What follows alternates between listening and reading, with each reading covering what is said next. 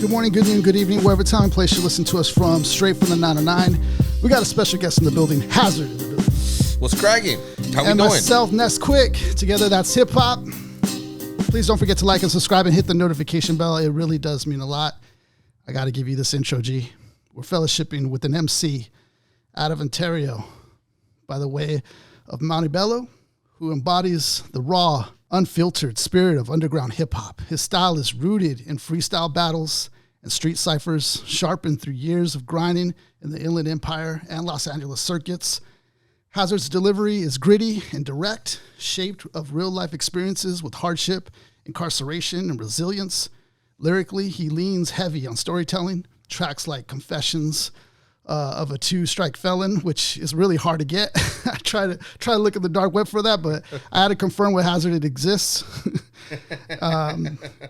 And Modern Day Slavery, they capture both the pain and perseverance of someone navigating systematic struggles, all while carrying the bravado and the hunger of a seasoned battle rapper. His signature 40-ounce Fridays freestyle series showcases his improvisational skills and humor, giving fans weekly proof of his dexterity with words and ability to ride any beat. HAZERD's legacy in hip-hop is defined by authenticity, hustle, and staying rooted in the culture's grassroots energy. He represents the self-made artist, building his brand through Hazardous Entertainment, LLC, gaining respect from peers, and even catching the attention of icons like Snoop Dogg. While he may not be a mainstream name, his impact resonates deeply in the Southern California's underground, where consistency and honesty matter more than radio spins.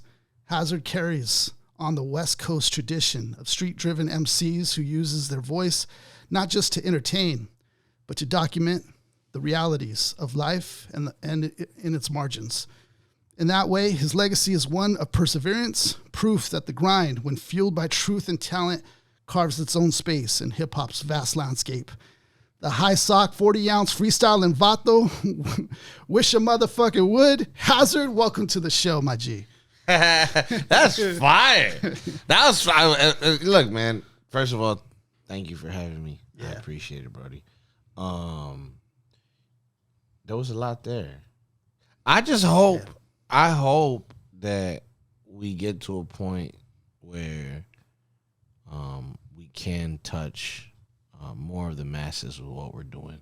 I'll say it that way. Yeah. Because I feel like the record industry is so fragmented right now, and you know, it feels like it's like on its last leg, right?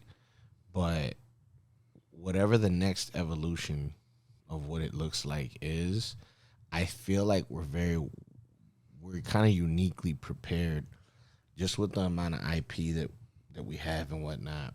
I feel like we're like uniquely prepared to deal with whatever that next thing looks like. Yeah, I feel that too. I feel that energy. So, I feel like a lot of these artists, like including yourself, are on the cusp of this new wave of whatever is happening. Like, I saw you at the Sixth Lord show out there. Like, that was dope. I don't know. It was in LA.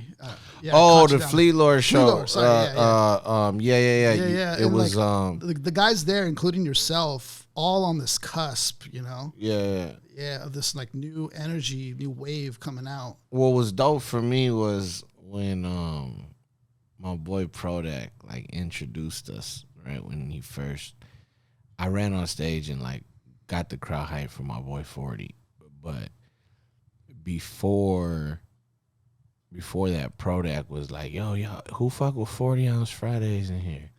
And the fucking crowd, like, I heard like noise. I fucking snapped my head around. I was like, what the hell? That's cool. Like, you know what I'm saying? Yeah. That was a cool feeling. Yeah. That was a real cool feeling. Like, that felt like, oh damn. All right. You know, because I wasn't even on the flyer. I was just there with my boy 40. And we had a cool set. I felt like we had a cool set, but it tripped me out though, for sure. Like it genuinely tripped me out, the reaction that got.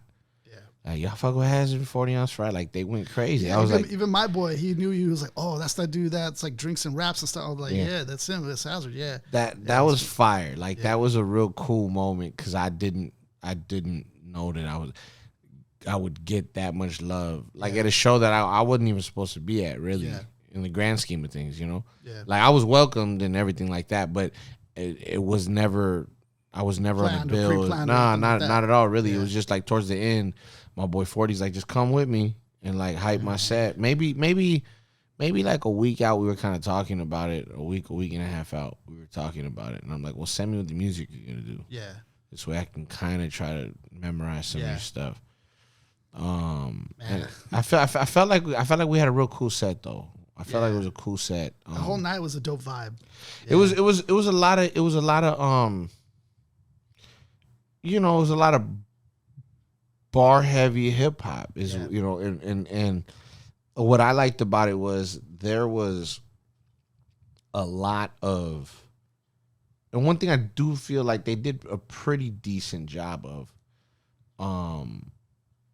was like there were a couple of MCs that were a little bit unseasoned, and they had them like right at the beginning of the show, and I felt like they were properly placed there, you know, paying their dues, yeah. And it was dope, like to see them, and you could see that, oh, if he keeps this up, yeah, he could be a problem. Yeah, you know, there's work to be done still, right?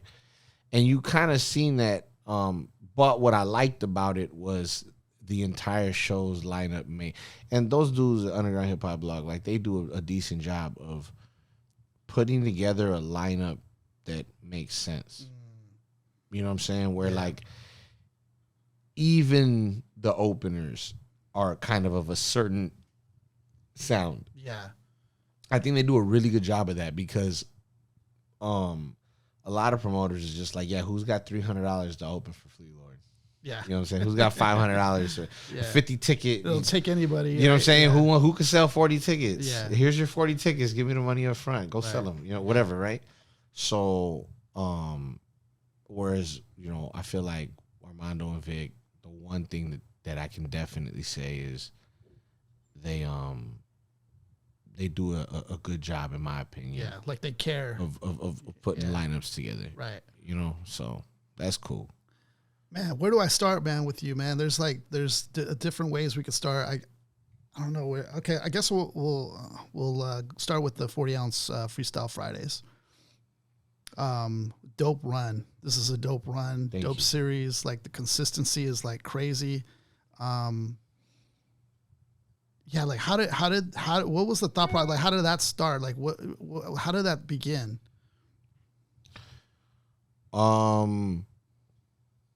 Well, if I go all the way back, nah. Does it go that far back? I mean, so okay, kind of. Was it pre-COVID? Yeah. Pre-COVID. Okay. It was pre-COVID. It was. Fuck. Wow. COVID is kind of what probably made the series longer. Let me see. How far back do I gotta go real quick? Trying to think about it. Because in a sense, you kind of always had this like freestyle thing to you, like, yeah, you know, and so like you doing this on a Friday now, like with the 40-ounce, yeah, it just kind of it's cool. It's like a special thing. So it started because I had like melodramatically kind of quit rap, and I was in a weird place personally. I was dealing with some stuff. I was in a custody battle for my daughter, and then like things started getting thrown in my face, and things were related to like my music stuff. And then so like I looked at it like, well, I'm trying to make music because in the hopes of one day maybe being big, and so I could give a better quality of life to my child. If that music is now gonna play with the idea of me getting custody of her, they were like bringing shit up about videos and stuff. And I was like, if they're gonna do that, like, nah, like I'm good. You know what I mean? Right. So I had kind of stepped away from it. Then I got custody of my daughter. She came to live with me, and my boy had hit my.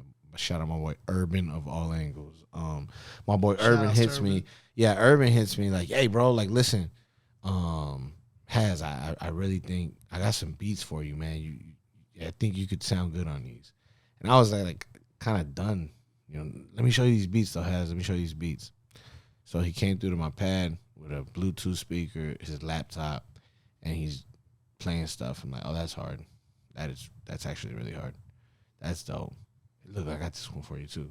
Oh, this is all really good stuff. All right, send it to me. Because the way he sold it was like, look, bro, I got a recording setup in my house. Right. You don't even gotta we don't gotta spend money on studio time or nothing. Just come record them on a pad. Yeah. And I was like, you son of a bitch, I'm in. So we recorded a few, and then we recorded a few more and a few more. We had like 9, 10 songs maybe, and they were good. Like, we were proud of them. But I was like, bro, I'm tired of nobody paying attention. Like, I'm tired of like putting stuff out and nobody listens, bro. Like, what's the point? We're putting out music for 10 people. And he's like, well, what do you want to do? And so I told him, like, remember the video of me rapping drunk at my boy Praise's house?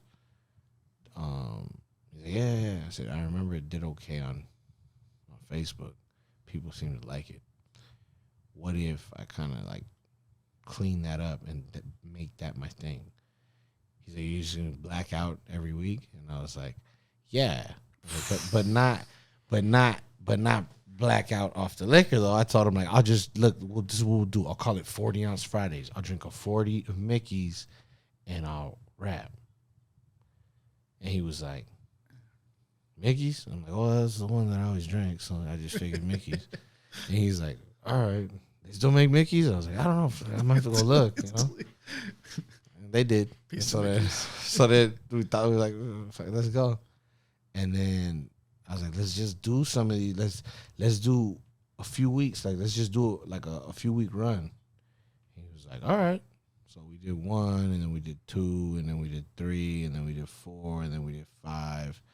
And then he was like, hey, man, I think you could do 10 of these. And I was like, yeah, I think so. We got to 10. And then at that point, it was just almost like a part of our schedule. We just kept going. It's like I would hang out with the homie. We'll drink. And then I'll record the verse. We'll chop it up for like 2 hours without no recording. All right, you ready? Yeah, let's do it. Like, it was just me hanging out with my boy and recording a verse every week, right? But then we got to like 20.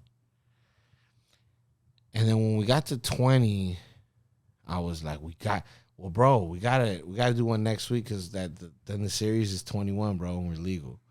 And he like thought that was funny. And then we were still going, and then I was like, you know what? We gotta get to 40, bro. Like, by like 25, I'm like, we gotta get to 40. We're already here at 25. We should do 40 of them. 40 ounces. And he's like, that's fire. So then we get to 40, and we both had kind of agreed at that point, all right, we're going to do a year. We'll do a year straight, and then we'll drop this project, this body of music that we had. And he saw the sense in it. I saw the sense in it. It made sense. Let's do it. We were all in. I was starting to look for a venue. I was trying to find a venue. I think I might have found one. And then COVID happens, like the shutdown. When it shut down, I was like, damn, what are we gonna do? But I was recording 40 ounces at his house, and because of his family situation, like probably a weekend, maybe 1 week.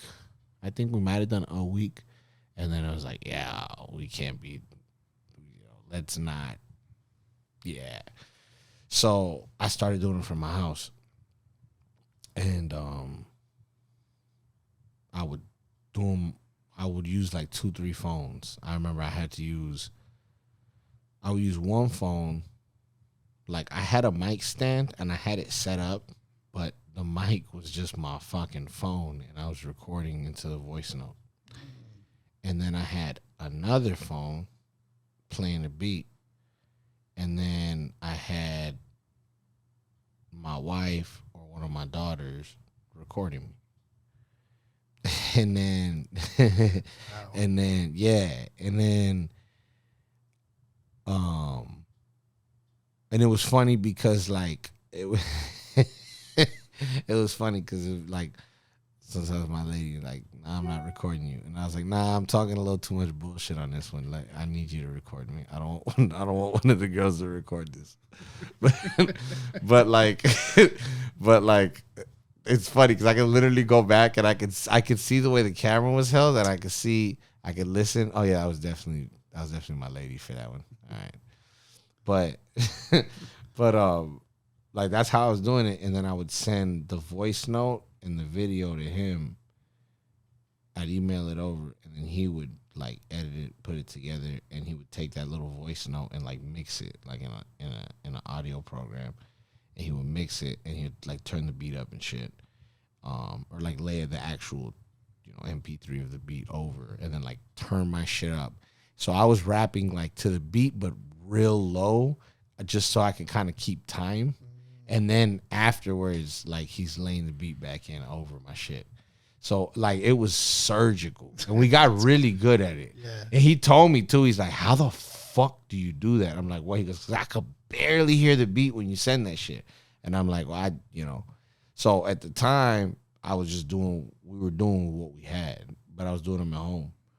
And then I probably did like 30 of them at home. Something like that. And then I went back to his pad. Then shit got weird again. I was back in my house. And I was back at his pad. And we got to like 100 and I know it was like 2 years. So we were like 104, 105, whatever it was. And he told me like, yo, Haz, I don't got the time.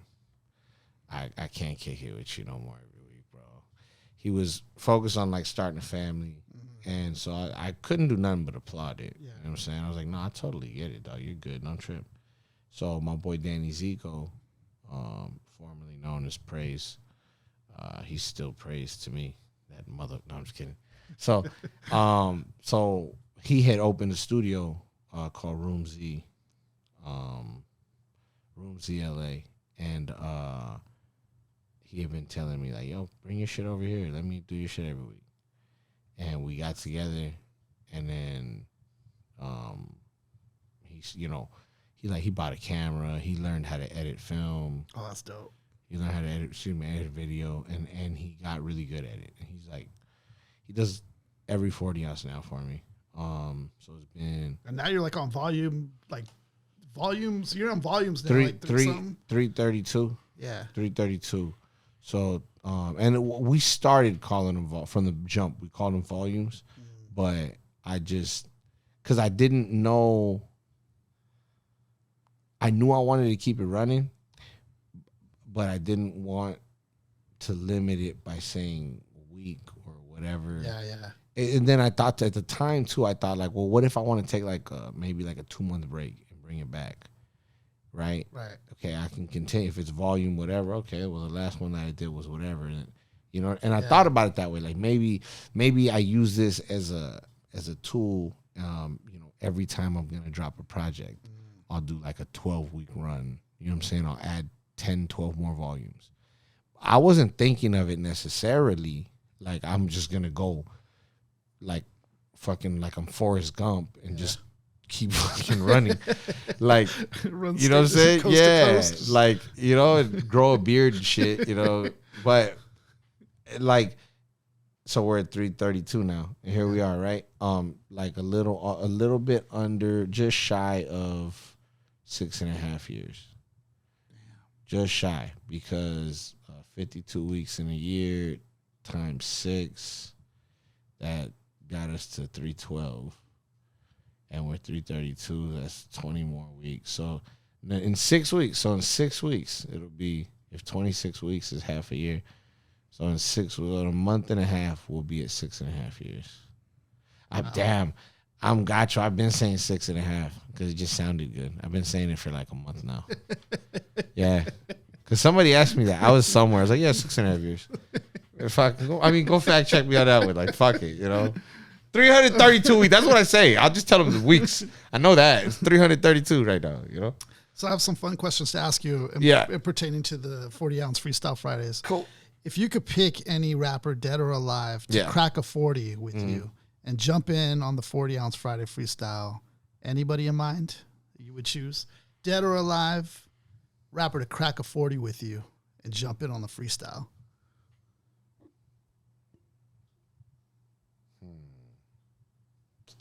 There's too many. I feel like there's like a list for just deceased rappers from New York, and then just deceased rappers from the West, and then living is a list. Maybe because I think he's probably the only other. I think he's the only. I'm gonna get in trouble for this. Like on some bar for bar shit, it's the only like brown MC that like ever like intimidated me. Right, would be probably Pun, like Big Pun. Yeah. Maybe him. To crack a 40 with, because of the stories I've heard, they're amazing. You know. Yeah. So I feel like drinking a That'd 40 be with so Pun. sick. Yeah, you Drink and a Pun? 40 with Pun and then have him rap is fucking crazy. That's crazy. Rest in power. Yeah, that's to a the dope one. to the late great Big Pun. That's gonna be it right there. Because I wanted to go. My first answer right away was Pac. Right away, because I feel like because of the crack in the 40 part more. Right. Because I just feel like that the aesthetic even of of drinking a 40 with Pac is crazy. But I just feel like the conversation. Yeah. Like the conversation of, somebody like that, I would love to be able to, gain some of that wisdom. Yeah. So my first answer was Pac right away. But then I was thinking about the rapping part and everything. And obviously I feel like Pac off of 40 would sound crazy. Yeah. So Yeah. so very high honorable mention. Yeah. For Tupac Shakur, but something about Pun and then his syllabication, the way he would put words together. I feel like it would force me to really push my pen. Yeah. Like further, you know what I'm saying? Like, And you know what's funny about that, this whole drunken master thing, it's not for everyone. Like, my friends and I, we would in our heyday, like we like to record and stuff. We'd be like, oh, let's grab a 40. We're gonna spit the flyest verse ever in the world. It's gonna be so sick after drinking a 40. I don't even think we recorded because we were so faded. So it's like really not for everyone. You, however, are like this drunken master with it. How is it just the tolerance thing? Just because you could tolerate it and you're able to spit it like that in that zone or in that place? Like, how does the mechanics work for you in that instance?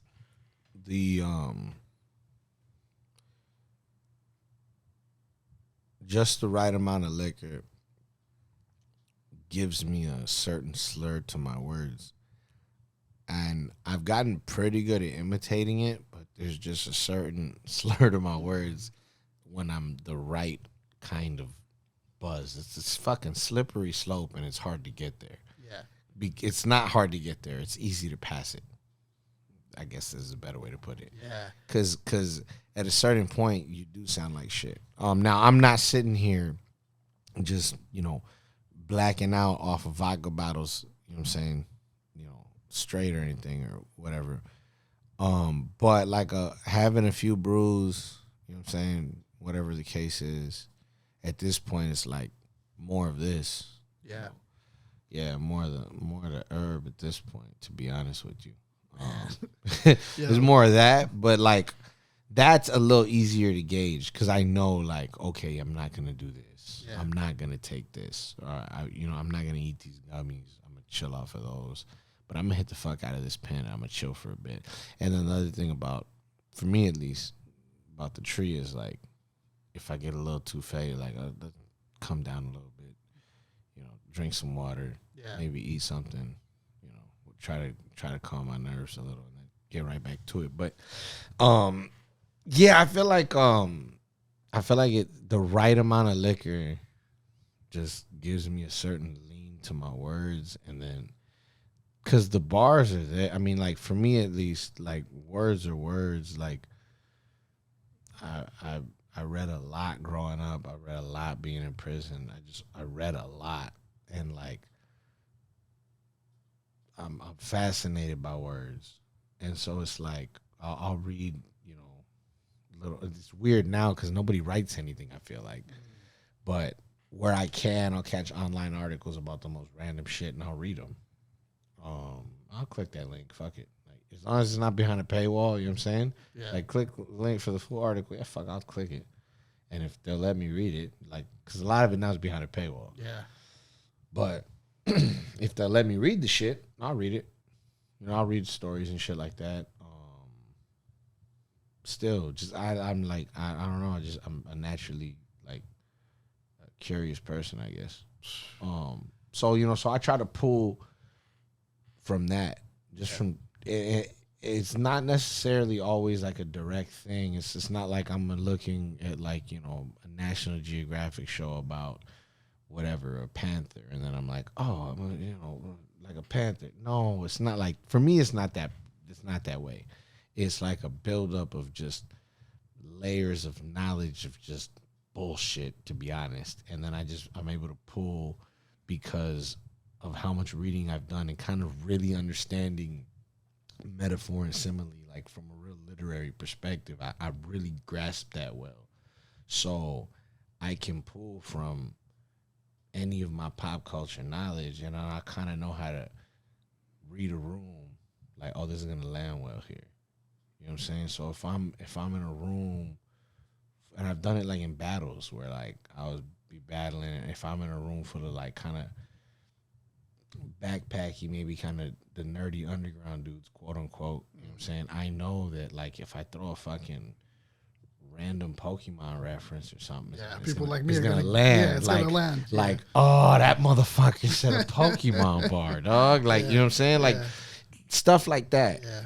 Knowing your audience, and then like knowing like sometimes to go in and just like be street or something. Yeah, exactly. Just be straight. Like, I'll punch you in your fucking mouth. What are we talking about? Right. But I'm a better rapper than you. Now watch me. Yeah. It's clever.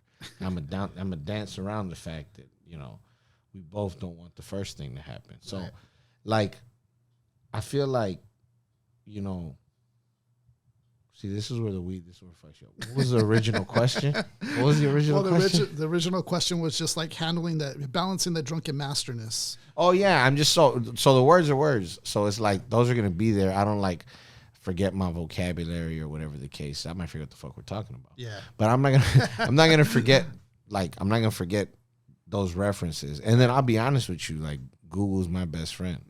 Like I'll Google shit about my punchlines. Like, is that accurate? Yeah. I'll know that the general reference is right, but maybe I'll have the name wrong. Yeah, or maybe just fact check it a little bit. Yeah, I'm like, let me make sure that that's factual. But I know what I'm saying is right, but let me make sure. Yeah, see? Yeah. Damn, I'm good. Yeah. Right? Like, but my Google search history is that. You know what I'm saying? It's like the raps are easy. Yourself. Yeah, it's like fact checking. Well, fact checking that I'm using the right, because it's usually like if I use like an 80s or 90s pop culture reference, I'm like, is that the name of the movie? Yeah. You know, was that the actor? Yeah, because you want to get it right. Yeah, well, and it makes it funnier. It hits harder when people go, what? Yeah. And then when they Google it, oh, this fool's insane. Right. Like, the one that got me like that was when you said OJ's actual name with the Orenthal. Yeah, I take a stab at it. Yeah. And then when I actually like, what? Who is this? Freaking OJ? I'm like, yeah, I'm Orenthal. Well, what I always say about that punchline is, I always say, yeah, I'm Orenthal and be to take a stab at it. It's cool, but I then say further in the verse, but if I'm OJ on the track, then every line's Nicole.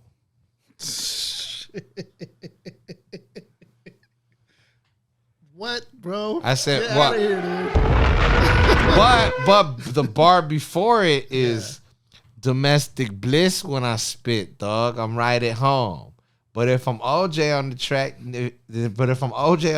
then every line's Nicole. So domestic. Yeah. Right. It's all built into this bar. But if I'm OJ on the track, then every line, and that's a callback to I'm Orenthal on any beat, I'll take a stab at it, which happened, I don't know, 15 bars before that or whatever it was. I don't know. But I know it's earlier in the verse. But when later in the verse, when I say that, it's a callback to that. Yeah. You know. Well, speaking of that, yeah, that video, I watched it over again, and that's how I first discovered you, is seeing that video. Right away, I reposted it, reshared it, and I said, "Who is motherfucking this?" Yeah. And I was just like so amazed by the skill, everything about that video, everything about that. When I watched it, from like the beat you chose to your first words, all right, look, like you commanded attention. Then you're like your drunken inflections, facial expressions, all of that, the rawness about it, something about that really just shined through, just the authenticity of it. And then like, even when your homie or friend, I'm not sure who it is, but whoever gets up off the couch right at that moment was like the perfect moment to get up and hype you up right before you get into that verse, before the beat drops. And then you go run that Louis Vuitton belt buckle, fuck boy, like one of the dopest starts to a fucking freestyle. It's like somebody commented actually and said on that video, they said that literally is the greatest opening line of all time. The comments were great. Some said, I miss hip hop like this. Another one said, my favorite freestyles of all time, that Elmer Fudd and Rascally Rabbit line, insanity. That line too, that also hit me hard too. Once you got into that, I was just like, yeah, dude, that really blew me away. Yeah, I just, man, that's something about that video, just everything about it really kind of introduced you and showed who you were. Like, and I thought when you just said right now how you kind of connected that with the freestyles, genius. That's brilliant. That's brilliant. How you decided like, oh, let's do this, let's connect it. That was genius, brother. Very genius. Can you just talk to us, like, what led up to that particular video, that freestyle? What led up? What events led up to that before that video happened? Yeah, so at the time I was in a nasty custody dispute for my daughter, and I was having like music stuff thrown in my face. So I was like quietly shutting everything down, and I didn't have like some crazy buzz, but like I had been on like Snoop Dogg's Underground Heat, and we took Modern Day Slavery to #1 over there. Okay, so that happened. That predates this video. Yeah, by a lot. Wow. Okay. By like 3 years. Oh wow. Like I had been trying, bro. You know what I'm saying? Wow. And so, and trying shit wouldn't work. Trying shit. You know, whatever Cowboy said, right? So I was like frustrated, and I was in a really weird place though, because when I first got out, I was on parole, and so it was like my parole officer's like, I'll violate you for a rap lyric, like don't fuck with me. I was like, all right. So I was constantly editing myself. How did he even know? Did you ask him about stuff like that, or like how did he know? Did he see you already? Like, well, like he's like, well, what do you got planned? You know, what do you got going on? And I told him. He was just like, all right, like I know it's rap, it's a lot of weed, it's fine. I don't care about that. We don't test across the board. You know, if you can do that shit, you're good. Don't be fucking around with any hard drugs. He goes, but if you're gonna be rapping, I don't know if you're gonna be gangbanging in your music or whatever, don't fucking do it. I'll violate you. So like from the jump, I was like, damn, really? And the thing was I was just like, bro, I'm a nobody. So even if he did it and it's wrong and whatever, like they're gonna let him abuse the system. You know what I'm saying? Yeah. I can fight it or whatever, but with what money? What lawyer's gonna take that case? Like it's such an obscure, right? Right. Like so, we talk about like how it led up to this video. Yeah. So we tried a bunch of music shit that didn't work ultimately, you know, because I was still like working a 9 to 5 and not, you know, no kind of notoriety.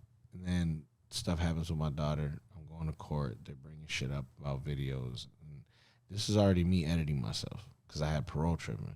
So I'm making like the political records, the starter riots and modern day slavery. that was my idea. Was like, okay, well, fuck, I can't do that. What can I talk about? I mean, I'm decent on current events. Like, all right, I'll make political rap. It's fine. Like, I was like, at least I can maintain my credibility, like, as an artist.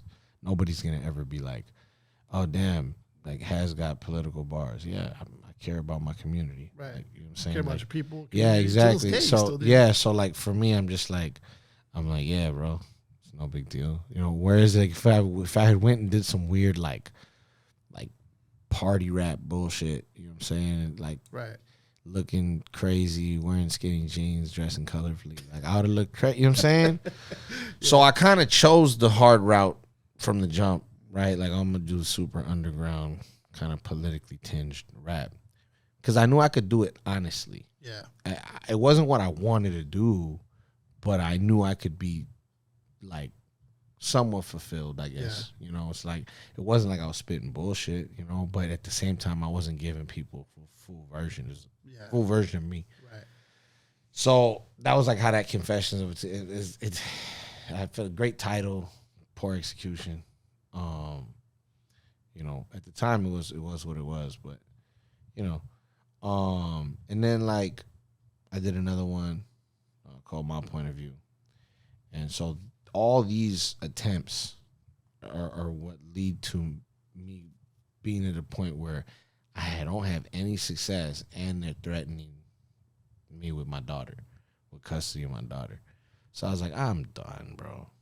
You know, but as I'm going through that, I'm like stacking bars in my brain, like, and it was born of the run a Louis Vuitton belt buckle, fuck boy, because I seen like a kid in the Topanga Mall that was like maybe 22, 23, and he's running around with his pants hanging off his ass with the Louis Vuitton belt buckle, and God bless him, I wasn't tripping off of that, but like I was sitting down and like I got up, and I don't know if he thought he was a tough guy or something, but like he kind of tried to like come towards me, and I could sense it. I was like, why is this guy closing space? So I like moved quick to kind of get out the way, and then I'm like, you got an issue? Like, are we good? And he looked at it. I don't know if he didn't expect me to, you know, be ready to fuck him up, but I was just like, I'll beat this little boy's ass right now. Right? Yeah.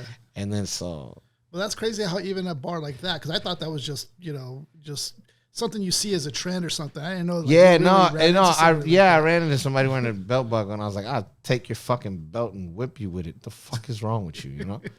but yeah, so I had these bars in my head, and I was like, damn, these go. But they're just in my head, and I'm just kind of like in the shower rapping, and like, you know what I'm saying? Yeah. And I'm like, nah, these go. So then I'm chilling at the homie's house. We're having a kickback, and it was 420. My daughter's birthday is right before that. Wow. And I'm in a bitter custody dispute, and I'm sad. And we're sitting there, it's 420, and bong rips all day. And then at the time, Ciroc was like the top of the world. It had already peaked. I would say it had peaked, but it was like still fashionable to have a Ciroc bottle. Yeah, we're 2017, 2016, 2017. Okay. It's just like they got all the flavors. They're doing the seasonal flavors and shit. Yeah, no, it was still fly. It was still fly. Yeah. So it was like 2017 because we're in 2025 now, so it had to be 20. Fuck, man, that long ago. Crazy how it flies, huh? Yeah, it had to be, though. It had to be at least 2016, 2017. Bitter custody dispute. My daughter's not getting any younger. I feel like I'm losing time with her. Frustrated. It's 420. The day before for her birthday was just drama. Just me trying to see my child, you know. And then 420, I'm sitting there in my boy's apartment, just taking fat ass bong rips, drinking Ciroc all day. It's like midnight, damn near 1 a.m. when that video happened. Okay, it was like midnight, around there, 11 midnight, something like that. It was fucking late, and we had been partying. Oh, it was light when we started. It was fully pitch black, middle of the night at this point. And I just remember being like, I'm gonna fucking rap. I got all them bars. I can't rap no more. I can't fucking rap no more. They're not gonna let me rap and have my daughter. So I'm gonna get all these bars off tonight. And these motherfuckers in here are gonna listen. That was really it. That was it. And I just remember being so buzzed, and I didn't want to kill the vibe. You don't want to fuck like a shitty rap. Like a dude said, you just killed the whole party, dog. Like, and we're all with our ladies there. It wasn't a sausage fest. It was all couples, and then I think one of their homegirls or something. Yeah. So it wasn't like it was a bunch of fools in the room like, yo, lyrical, spiritual, miracle. Like, dog, it was a fucking vibe. Yeah. You know what I mean? Everybody got their lady plus one. Right. And we're all cool with each other, and like we know each other, and everybody's cool. No drama at all. Like zero, no fucking, who's this fool? Like everybody knows each other, and we're just taking bong rips and drinking Ciroc, and then the orgy was gonna start. So no, I'm just kidding. I can't even keep a straight. I can't keep a straight face. No. I'm gonna get in trouble for that one. But they were out of KY, and so I was like, well, look, me personally, I'm not really a KY kind of person. I feel like Astroglide's a little more, slippery. So I had a bottle of Astroglide, and I told him, all right, listen, before we slide this off, like, could somebody record me rapping, I'm just fucking around. Nah, but all that, dude. So I'm so faded. This is the longest story. I don't even know how we started, but like I know for a fact it had to do with what led up to these bars. So we're at the bar point now. Okay. Yeah. And so we're there, right? Later, what you should do is like fast forward. It has a bunch of shit. Don't matter. That's how you gotta put the edit together. But so then I remember saying I was gonna get these bars off, but then I don't remember the actual thing, like of me rapping is like when I watch it, it's this weird out of body kind of experience, because I really don't remember that. The reason why I put dude got blackout drunk and this happened was because I don't remember the actual video, but I remember the next morning kind of thinking like, I was rapping last night, wasn't I? Like, I really did that shit at a kickback where everybody had a lady and like a friend was there or something, and my stupid ass was I turned this shit into fucking 8 Mile. Great. But it was way different, because I saw somebody even in the comments, like, this isn't your ordinary drunk, like, rap, like your friend, thinking he has hot bars, gonna spit this ill 16, and it turns out to be just totally whack.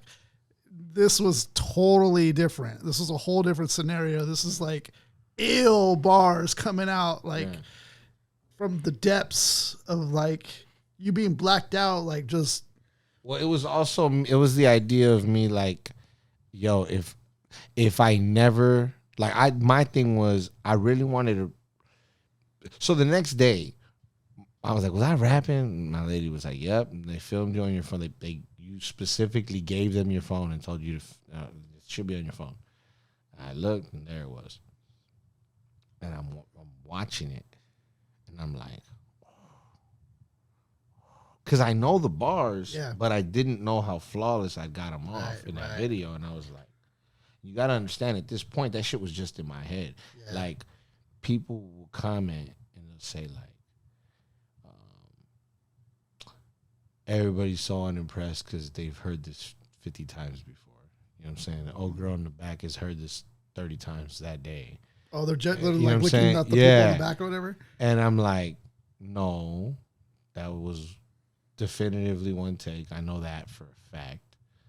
And we had been drinking and smoking all day. And so everybody was slumped. Like it was, you know what I'm saying? Yeah. And it didn't feel like, for me at least watching it, it didn't feel like multiple takes because everyone's reaction was so just authentically like, you know, from your homie coming up from the sea. Like it didn't feel like, oh, here we go again. Like it didn't feel like and that. Shout out to the small boy Money Mitch, rest in peace. He passed away, but he was such a huge fan of what I did. Like that day he was gassing me to rap. Like he was his lady. So the chick that they always reference that's in camera frame is his baby mom. Oh, okay. And so he was gassing me up like to her, like in front of her. He was just like, when we do the orgy later, you better suck his dick first because he's really talented. So do the trick. Yeah, peace to that dude. So he there was I'm Jesus. No, this is how rumors start. There was no orgy.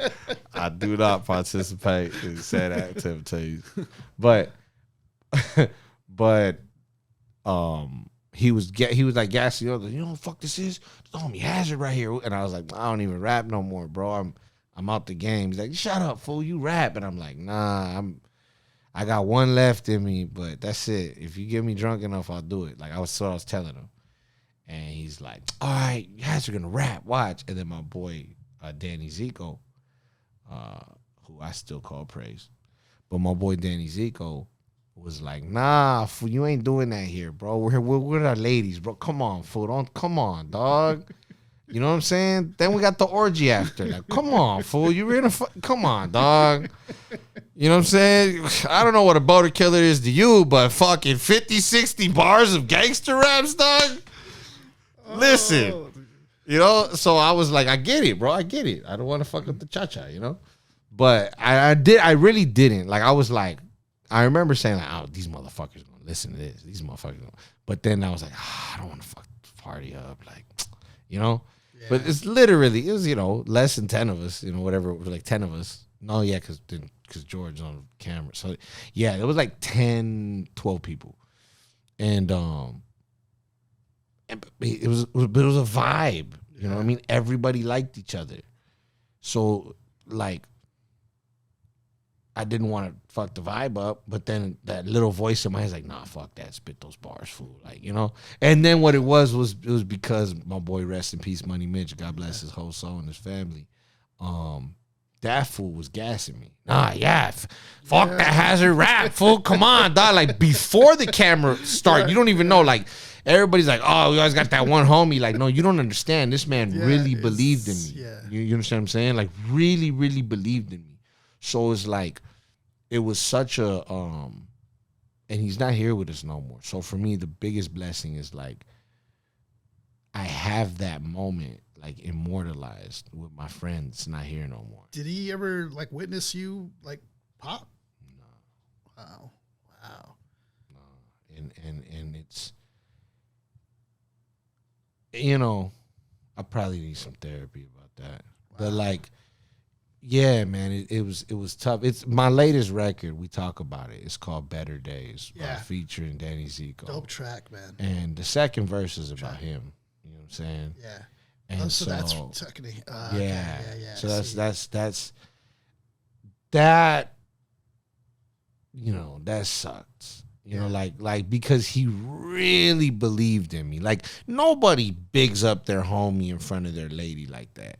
Unless you really love this person, you're really secure in yourself, which he was. He wasn't a sucker. You know what I'm saying? Right. He was a man in that way through and through. Like he believed in himself so much. Just like Morpheus, like to Neo, just like this is the one. Like that fool was just gassing me, and it's like, you know, I'm very grateful that I have that moment on video. Yeah. You know, for a while I couldn't watch it, and the hardest part I think was, it taught me a lesson, like a real, like, I'm I'm pretty good at like commenting on social media, like funny shit. But I've learned to be a little bit more careful regarding if the clip is at somebody's expense. I'll have the time just kind of keep it to myself because you never know who could be affected by that. Yeah. And I learned it firsthand. Like when the shit first went viral, like people commenting like, "Oh, you always got the coked out homie in the back." Or "Oh, can that fool in the back just shut the fuck up so I can hear this dude rap more?" And it was just like, bruh, y'all talking about my friend that just died. Like at the time too, like when it popped, it was like less than a year, bro, and it went. And so, like, for me, I was like real sensitive about that shit, and I'm like wanting to reach through the screen and like be violent.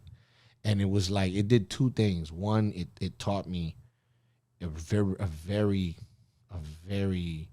valuable lesson. And see, you think you funny all the time. You know, how many times did you say something? Who knows who could have been negatively impacted by you? You know what I'm saying? But like, you're funny though. People think you're fucking hilarious in comments. Now look at you. You know what I'm saying? I fully eat that. Like that was my bad. You know, but it really taught me a real lesson. I was never a troll, and I was never gonna, you know what I'm saying, be on some fuck shit. I've never done that. I've never been out of character like that. But I'm pretty fucking funny on social media, I think. You know what I'm saying? And it's just like, but it did teach me a lesson in like, hey, bro, like there's real people on some of these clips, you know? So usually when it's shit like that, I'll laugh quietly. Like my group chat is vicious, you know what I'm saying? We'll laugh. But like commenting I'm not gonna, I'm good, bro. I'm not gonna do that. I'm not gonna pile on somebody having a bad day. I'm not gonna lie. I laugh at people's expense all the time. It's them, you know, I'm a sick fuck. But I don't add to the public like social media lynching of people. Wood to the fire. That's fucked up. I'm good, bro. I don't do that. I don't have to. You know what I'm saying? I just feel like karmically, you know what I'm saying? It's just why put out negative energy. So like, you know, I want to get into like, you know, your early kind of beginnings.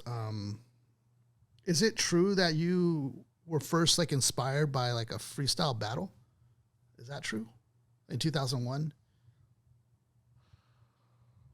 Who gave you this? No, I'm just yeah. Yeah. So I think the first time that I was like, yo, it might have been before that. It might have been, if it's the thing the thing I'm thinking of was somebody just ciphering, I think. And he was rapping. The dude had a rap that he had like written to a beat, and he had a boombox, and he was like listening, and he's like rapping along to the beat, and I had never seen that. And this was probably 1999, maybe 2000. This would have been this would have been 99 or 2000. And I remember seeing him, and my thing was, I seen the way like some of the girls were reacting to him, and I was like, oh, you could do that and they'll like you? Pfft. All right, I'm gonna do this. This is easy. I just knew from the jump, I was like, I could do that. And even though I had a lot of work to do, I was fully, from the first time that I was like, I'm gonna be a rapper, it was just like, yeah, I'm gonna be a rapper. Like, it is what it is. I knew I had work to do. I knew that. I gotta get better at this shit. Like I was on myself about that, but like, you couldn't tell me anything from the time I was like, I'm gonna be a rapper. Did you already know you had like the raw talent already? Like, yeah, I was just like little shit. Like musically, I've always loved music, and so I've always been kind of, you know, like musically inclined. From the jump, it was real easy for me to like rap along the songs. You know what I'm saying? And like learn words to songs. I always thought I knew the words to certain songs, and then realized like, oh, that's not what that says. Okay, cool. And then like as I got like, by the time I was a teenager, I was like intentionally and viciously like listening to anything I could to try to break down like, you know, the way songs were written. And so like but yeah, from the jump, like I was just talking to a homie about it the other day, like the first time I like recorded a full song and like the process behind it and everything. And I was always, from the very beginning, I was pretty much always like the best one in my peer group. Yeah. For sure. Yeah. By far and away.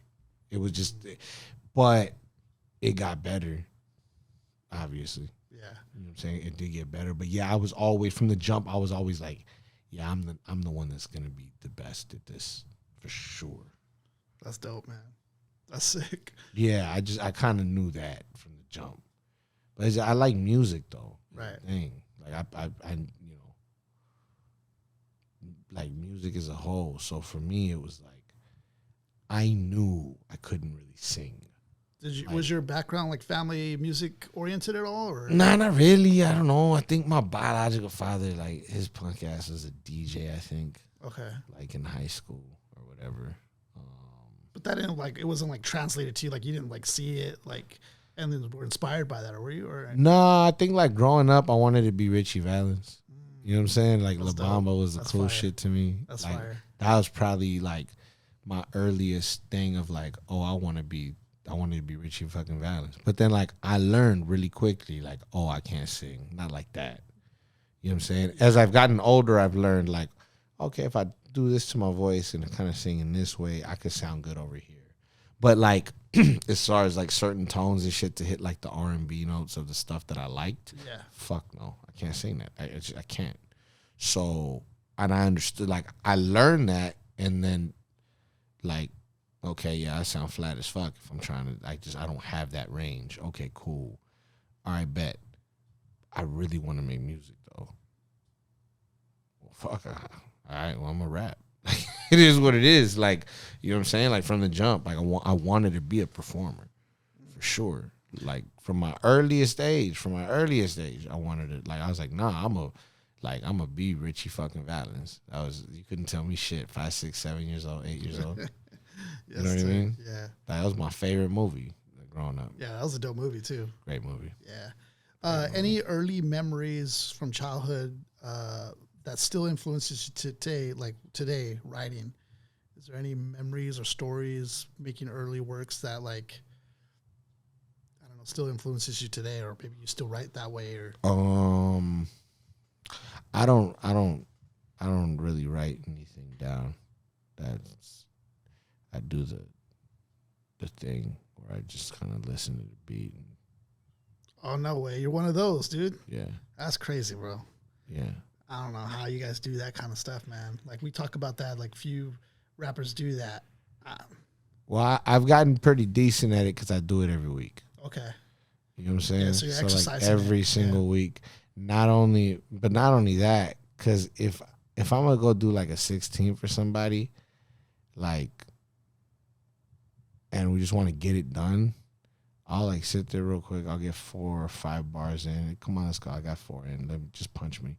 You know, I'll go do 4 and then I'll think about it. And by the time I'm done recording the 4, I'll have the next 2. And then 1 second.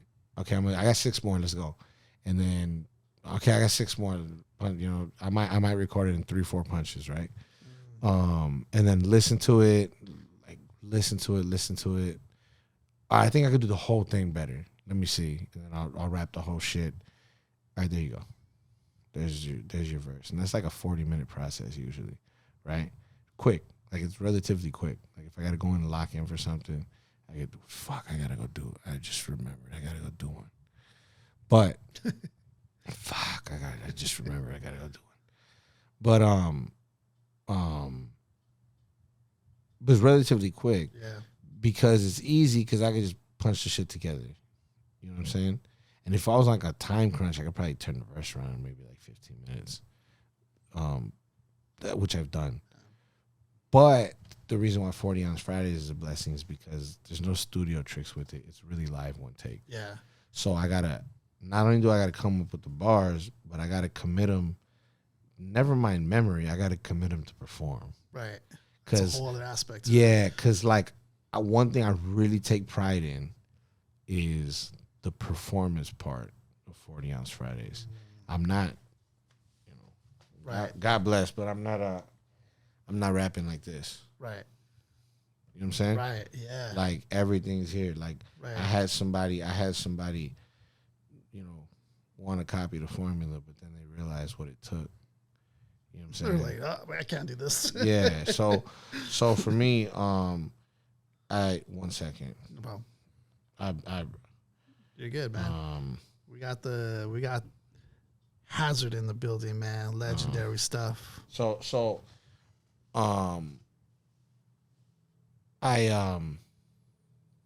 the performance you're talking yeah, about. I really take pride in the fact that it's not robotic and it's not like holding a phone like this. Yeah, I didn't really think about that, but you're You know right. what I'm saying? Yeah. So I do that every week. Right. So I'm like, I've sharpened my sword to the point that where I'm like, we got to get this done. Let's crank it out real quick. Turn the beat on. Let's go. You know what I'm saying? But my thing also is like, I like to be able to give, you know, an honest effort if I'm going to do something. So, you know, we'll sit and kind of vibe out with stuff. And there'll be days where I'm, you know, hey, I got to knock out like 2-3 features today. All right, let's go. So he'll know what type of time we're on, you know what I'm saying? My engineer.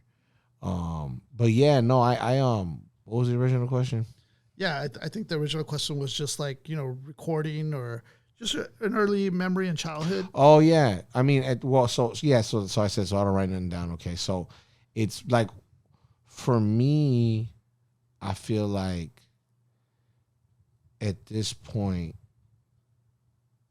rap is so much of what I do, and it's such a part of me, and it's such an automatic thing that, like, when I go, I guess, to the well of ideas, you know what I'm saying? I just kind of think about, you know, what's something real slick that I would like to rhyme, and I might just build it from there. I just play around with it. Like, honestly, there's no real one thing that I gotta go back. Nah, not really. I think that just when it's time to work, like for me, when it's okay, I'm gonna listen to this beat and I'm gonna try to do damage to it. I'm in a zone of like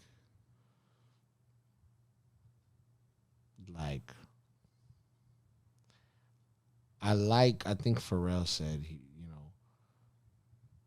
he doesn't look at it like he has his own ideas. He looks at it like he's kind of checking out ideas from the universe, right?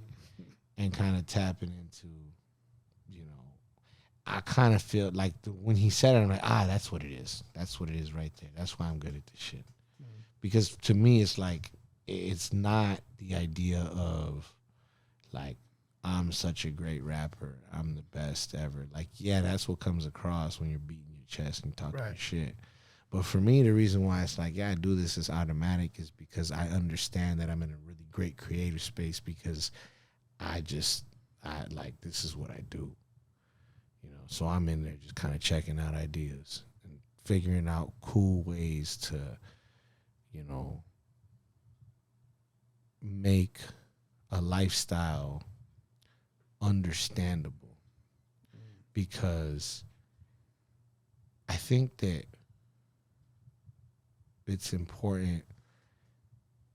I feel like I have a bit of a platform now. So if I'm going to speak about the streets, I need to do so responsibly. And I can't have, a bunch of like just irresponsibly violent rhymes with no recourse. So when I speak on certain things, you'll hear me say, you'll hear, me talking about a mother's tears, because of her son's decisions. So right? like kind of like the consequences to it as well. So I feel like it's important to kind of speak on that, right? So I feel like the most effective way to do it is kind of colorful imagery and pop culture references that people will understand. You do that on a track where, let me see if I could go back. You are talking about the mother, about like crying out in the streets, like who did this? I'm trying to remember the track that was on, but I know I heard that. Oh, it's 87, baby. They shot your mama Saint, had her screaming out, "Who that?" Yeah, there you go. Yeah, so like you were saying, like painting that picture. Yeah, and it's the idea. Well, it's a wordplay, right? Like the Saints, their chant is "Who that?" So, but they shot your mama Saint, had her screaming out. They shot your mama Saint, had her screaming out, "Who that?" Saying, "Who did this to my baby?" Right? Like why my baby? Who? Right? But that's her baby. But that was, a menace to some people, right? And that's the unfortunate reality, right? And what I'm trying to say to people is like, if you are a saint to your mom, if you are, go be that to your mom. Like, stop, don't be fucking shit up. And it's for what, bro? You were a good kid. Like, your mom loved you. And this is me if I could talk to myself as a younger person, like, come on, bro, what are you doing really? For what? You know what I'm saying? Like, really, really, for what? You want to fit in that bad? Like, is life that bad that you got to go fit in like this? Come on, bro. You better than that.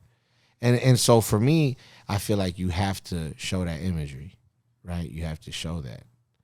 Like you're really good at that. You're really good at painting. Like when you're doing these records, like you're really good at painting the picture for those like that are listening, and really like painting the picture of like what it's like, your surroundings, and just what it's like in the streets. Since we're on 87 Baby, I like to talk about that one. Yeah. That was a really dope record. And I feel like you were really kind of able to really paint that very well. That picture of just like your surroundings growing up, what you're seeing, everything you're experiencing. Can you talk a little bit about that record and like, how that record came about for you? Like what was the inspiration behind putting this together for that? Yeah. So 87 Baby is off of High Socks and Lowfi. High Socks and Lowfi. Sick album. Thank you. Check you very much. Check that out too as well. Thank you very much. And High Socks and Lowfi is produced in its entirety by Zapata the Ghost. That's dope. He did all the beats on that.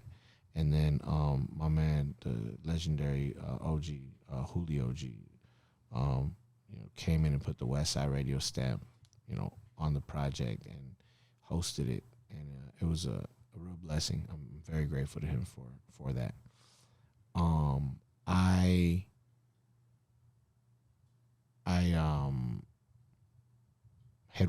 had a bunch of beats from Zapata. The project's 9 tracks. I think Zapata probably gave me like 16, 17 beats for it. And I picked what I liked and whatnot. We had just started the project. We had just started recording it. Not even. I don't even think we had recorded it yet. Yeah, he had sent me the folder of beats. And I'm like, these are hard. I'm going to go in. I'm going to start recording. He's like, bet. I flew to New York for my birthday. Oh, damn. That's sick. And so we went to New York, and I did a 40-ounce Fridays out there. While I'm out there,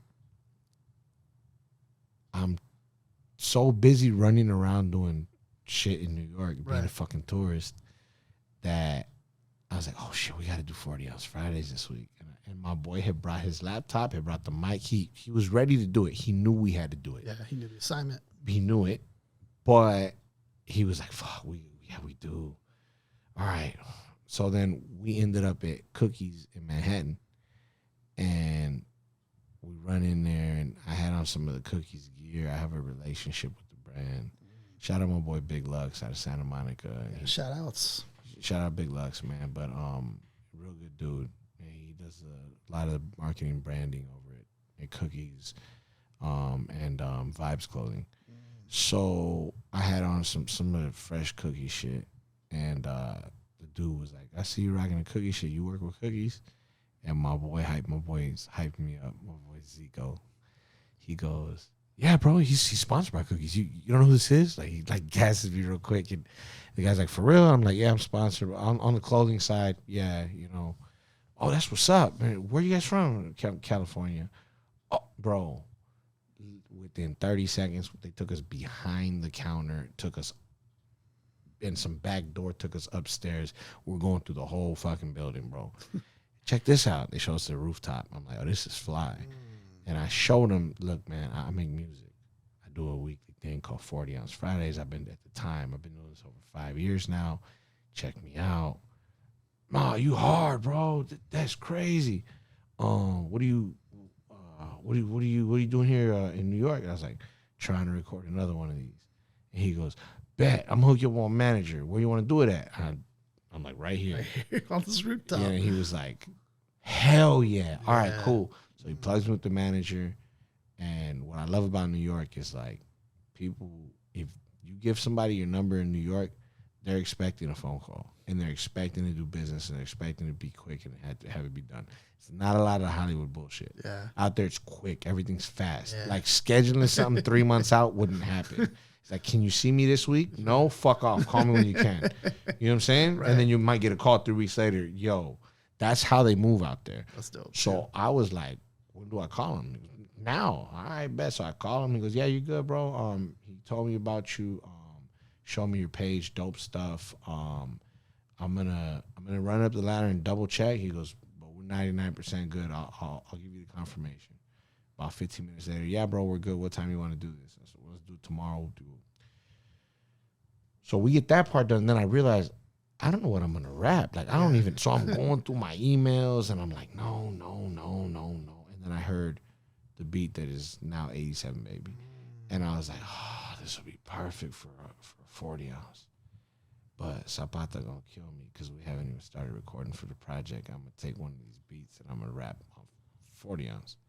So I called him from New York. I was like, hey Z, can I ask you a question, bro? He's like, what's up? I'm like, you know this beat right here? And I called it what it was. And he was like, yeah, you got to rap on that for the project. And I was like, yeah, about that. So I'm in New York, right? Hey, fool, is it cool if I use it for a 40 ounce? And he got real quiet and he was like, yes, but you have to use that thing for the album, fool. Like, you better use that song. And I was like, all right, I promise I will make a full song with the beat. So I went up there on the rooftop and I did 40 Ounce Fridays to 87 Baby. So the second verse of 87 Baby is I was smoking on the rooftop, cookies in Manhattan. Yeah, your lyrics are on there. Avata really made it to the Mecca off for rapping. I didn't know you were really in Manhattan when you wrote that because I was like, oh, that's a dope imagery. That's like dope. No. So it was because I was rapping on that rooftop to that same beat. That's crazy. You know, so that second verse is reflective of that. But no, the first verse is original too. The first verse isn't what was on 40 Ounce. So there's like 3 verses to that song, to that beat. There's a 40 Ounce Fridays that did to that beat. And then there's verse 1 and verse 2 on 87 Baby. I like that beat a lot. So I rapped the fuck out of that. Yeah. I really like that beat. Yeah. And it had like I don't know if it was a saxophone or not, but there was like some sort of horn, I think, in the background of it too. If I'm not mistaken. I don't know. I just thought that like you came off on that beat. You painted pictures. Like it was really dope. And now to hear the story to tag along with it just makes it even more crazier. Thank you, bro. I appreciate it. Man, yeah, it was such a dope. And then I think I wrote down some other lyrics just to highlight just the way you started off. I remember chilling in the hood part, wishing a fucking would start. Yeah. Riding around straps. With stripes on you a hood star. Yeah. Made it past I wrote trauma. I'm not sure if that's what you said or not. Yeah. Made it past the trauma. Now we're getting to the good part. Yeah. Shit, even Prius got a motherfucking push start. Shit, even Prius got a motherfucking push start. Yeah. Yeah. Just like, I love it though. Like everywhere you're going with this, like I just love it, man. The rhymes are fun, but then like, you know, it's like, you don't know, like you could catch a hook real quick on these rhymes. Sometimes it's really dope, man. Yeah, it's sick, dude. I appreciate it. The way you start off on this thing is crazy too, because you have Los Santos Julio G from the West Side. Like, this is like legendary stuff. Like this dude really, for real, is like a voice in LA. If you guys don't know, he was really like the one who would like play like Death Row stuff and all that and Pac stuff, and like also was in Grand Theft Auto 5. He was in Grand Theft Auto San Andreas. San Andreas. Yeah, Radio Los Santos. He was the voice of Radio Los Santos, but he's the only DJ. And shout out to DJ Pooh for this, because DJ Pooh hit up Julio to do a bunch of voiceover work for a video game. And so Pooh was like, yo, they're gonna pay you whatever it was. I don't. He told me the amount, but I don't remember, and I'm not gonna lie, and I don't put his business out there. But they had like a check for him for him to go and do a bunch of stuff. He was gonna go say a bunch. They had a script, whatever. So they had rented out the studio for 2 days, and they said, okay, we'll do this on day 1, we'll do this on day 2. And they gave him the script. He looked at it, he goes, this is it? He goes, yeah. And he told Pooh, he goes, I'm not going to need 2 days. He goes, I know, just go do what you do. And he did it within like 2 hours. He's done. And everything was perfect. And they're like, what the? He goes, yeah, man, he's like a real deal radio DJ. All you did was give him a bunch of reads. He just did a bunch of reads. You know what I'm saying? So he was like done, and then didn't think nothing about it.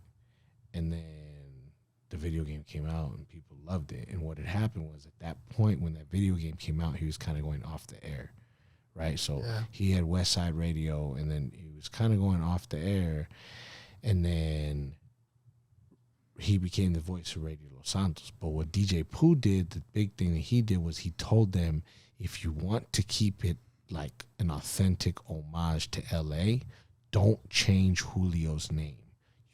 He has to be Julio G.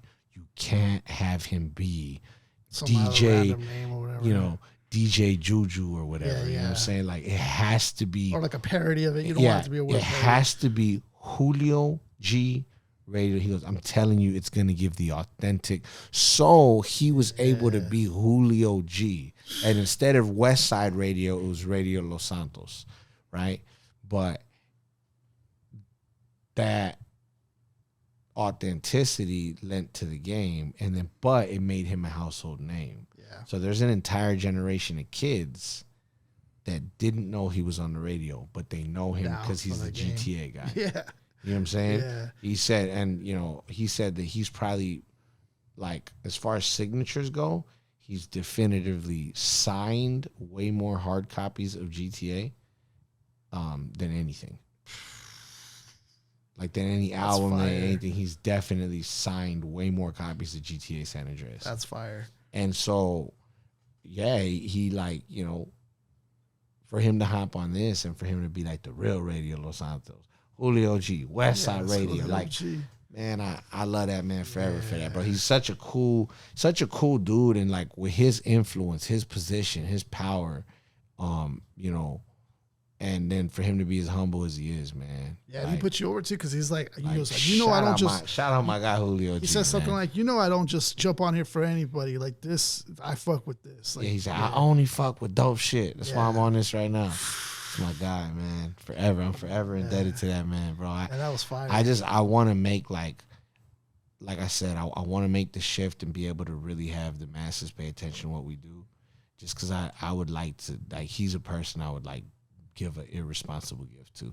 Yeah, and he's throughout the album too, which also puts it together. Like a dope ass card, some jewelry that we both know he don't need, but give it to him anyway. You know what I'm saying? Yeah. God bless him. Like, I rock with that dude in a real way. I'm so grateful to him, to Tony G, who's like a mentor to him. You know what I'm saying? The legendary Tony G. The way these OGs have embraced me, man, I'm so grateful, because I'm such a fan of the culture. Pardon me, I'm such a fan of the music, and I'm such a student of the culture, that like to have some of the founding fathers, some of the pillars of the West Coast shit really rock with me like that is just, it's a blessing. You know what I'm saying? It's like I'm a student of the game, you know what I'm saying? And if it feels like, wow, all that homework that I did is really paying off. You know what I'm saying? Yeah. It's really cool to see the people that had an influence on me turn around and be like, yo, Haz, you got. I was just talking to King T at That's fire. At Rhymefest, and like legendary King T, if you don't know, super legendary out here. And like, I'm going to introduce myself to him, right? I'm like, yo, hey man, how you doing, bro? They call me Hazard, And he looked at me like, man, I know who you are. And I was like, oh, thank you. Me? He's like, he starts laughing. He's like, yeah, man, yeah, you cold. And I'm like, thank you, bro. I just wanted to say, like, without you, there is no me, man. So thank you. You know, I just try to give the OGs their props because, like, you know, I stand on the shoulders of giants. Is the way I look at it. Like, I'm just trying to, say my truth and speak my piece while I'm here and do it creatively through rap. But it's like so many titans came before me. It's like I'm grateful to them. You know what I'm saying? You know, eternally. Because to me, without that spark of inspiration from these people, like I don't know what I'd be doing. You know what I'm saying? I was enough of an idiot to get myself sent to prison. So it's like I don't know what I'd be doing without like hip hop really, kind of saving me in that way, I would say. Yeah. You know what I mean? Man, that's fire, dude. With this project on High Socks and Lo-Fi, what was like the ideas coming into this? Like, what was like the message that you wanted to like convey and express out of here? So at first it was supposed to be something else, and it's still a phenomenal idea, so I'm not going to say what it was. But I knew I was doing this collective body of music with Z. But everything he sent me, while I liked it and it made sense, I was like, but if I want to execute this idea, I need it. Like, but everything he gave me was fire. And I picked it. I like that. I like, give me this, give me this, give me this. But the beats were so rough and rugged and very like traditionally hip hop that I was like, okay, if I want to get this other idea off, that's not. I could force it. No, the way I envision this is something else, and he's not really giving me that. So I knew that maybe like 3 songs recorded in. Okay. But I was like, maybe I could tie it together still because I really love the concept. Yeah. And I'm telling everybody, I had already, like in the studio, it was already called that. They were like, the original sessions have that name on it. And I was like, nah, it ain't it. I knew it, and I knew it wasn't, and I knew it wasn't, and I knew it wasn't. And I'm still recording. Now, mind you, while I'm recording all these songs, I know they go together. Yeah. And I'm like, I don't know what the fuck I'm going to call it yet. I don't know. And then I was just driving. We're like 4.5, 5 songs in, maybe even more. No, we're maybe 6 or 6.5 in. And I'm like, it ain't going to happen. I can't keep chasing this title. It doesn't make any fucking sense. But my boy Dodger, shout out to him. He was the one that kind of A&R'd the shit. We were all chilling, doing a podcast in the same studio. Zapata was there ringing off beats in another studio, but he had his door open. I'm like, that's hard, bro. I fuck with you. You fuck with you. We start chopping it up, and Dodger pops in like, how about you give him all the beats, you do all the raps, you guys put a fucking project out. Give me something I can promote. So shout out my boy Eastside Dodger. At my homeboy Dodger for you. He's actually a dope MC in his own right. Really dope. But he told Max, he told Zapata, give him a bunch of beats. So I went through, I picked a bunch of them. Then he came through the studio one time, he gave me a bunch more.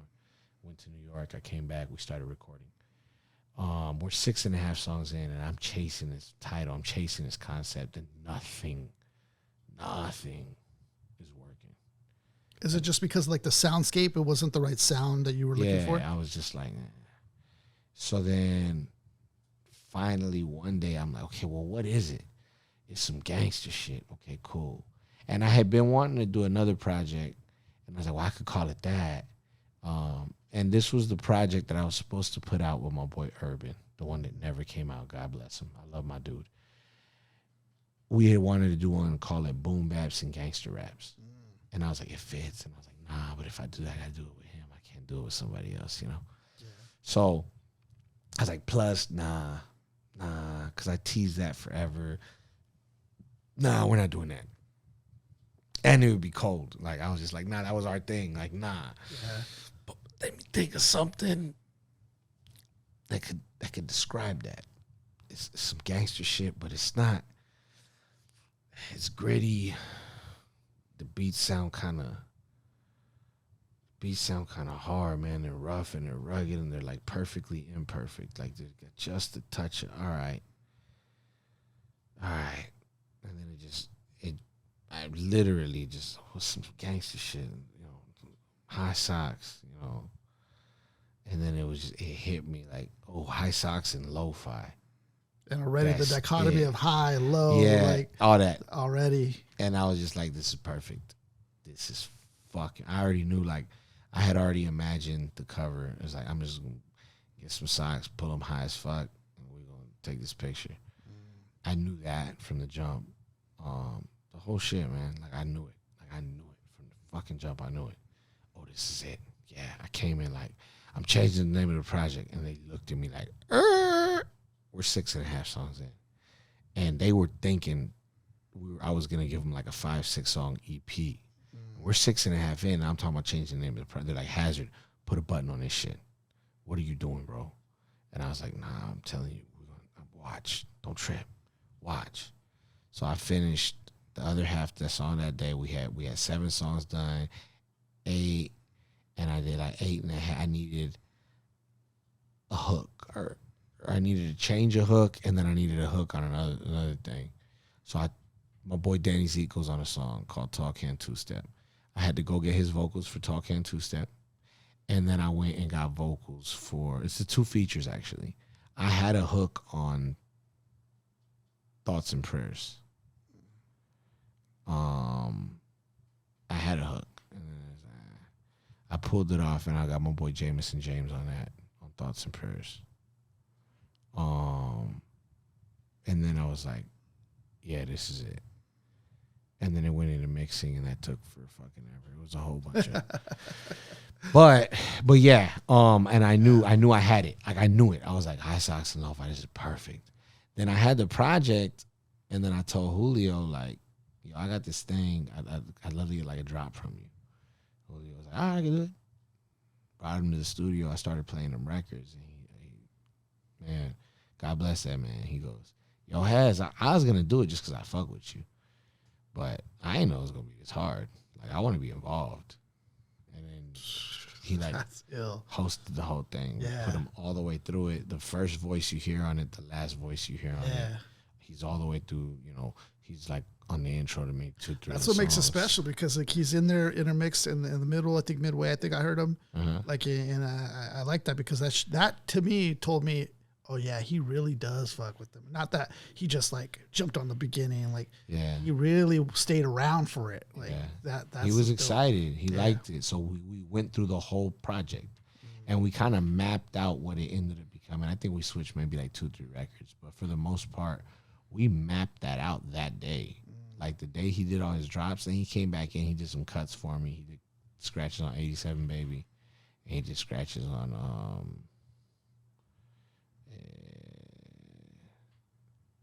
To Whom It May Concern.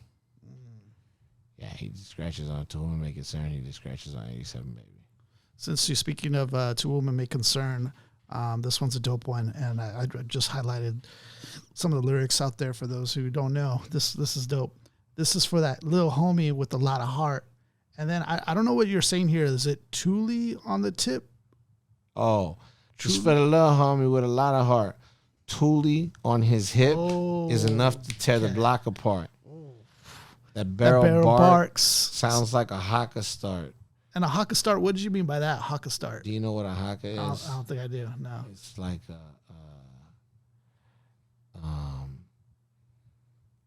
I don't know if it's the Maori tribe, but the natives to New Zealand, they have that thing they do, the haka.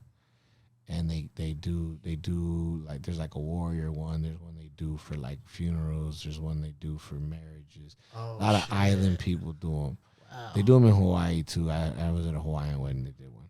But you've seen the dance where they're like pounding their chest and they're like, ha! So late at night on an empty street. That went over my head. Okay. Late at night on an empty street, when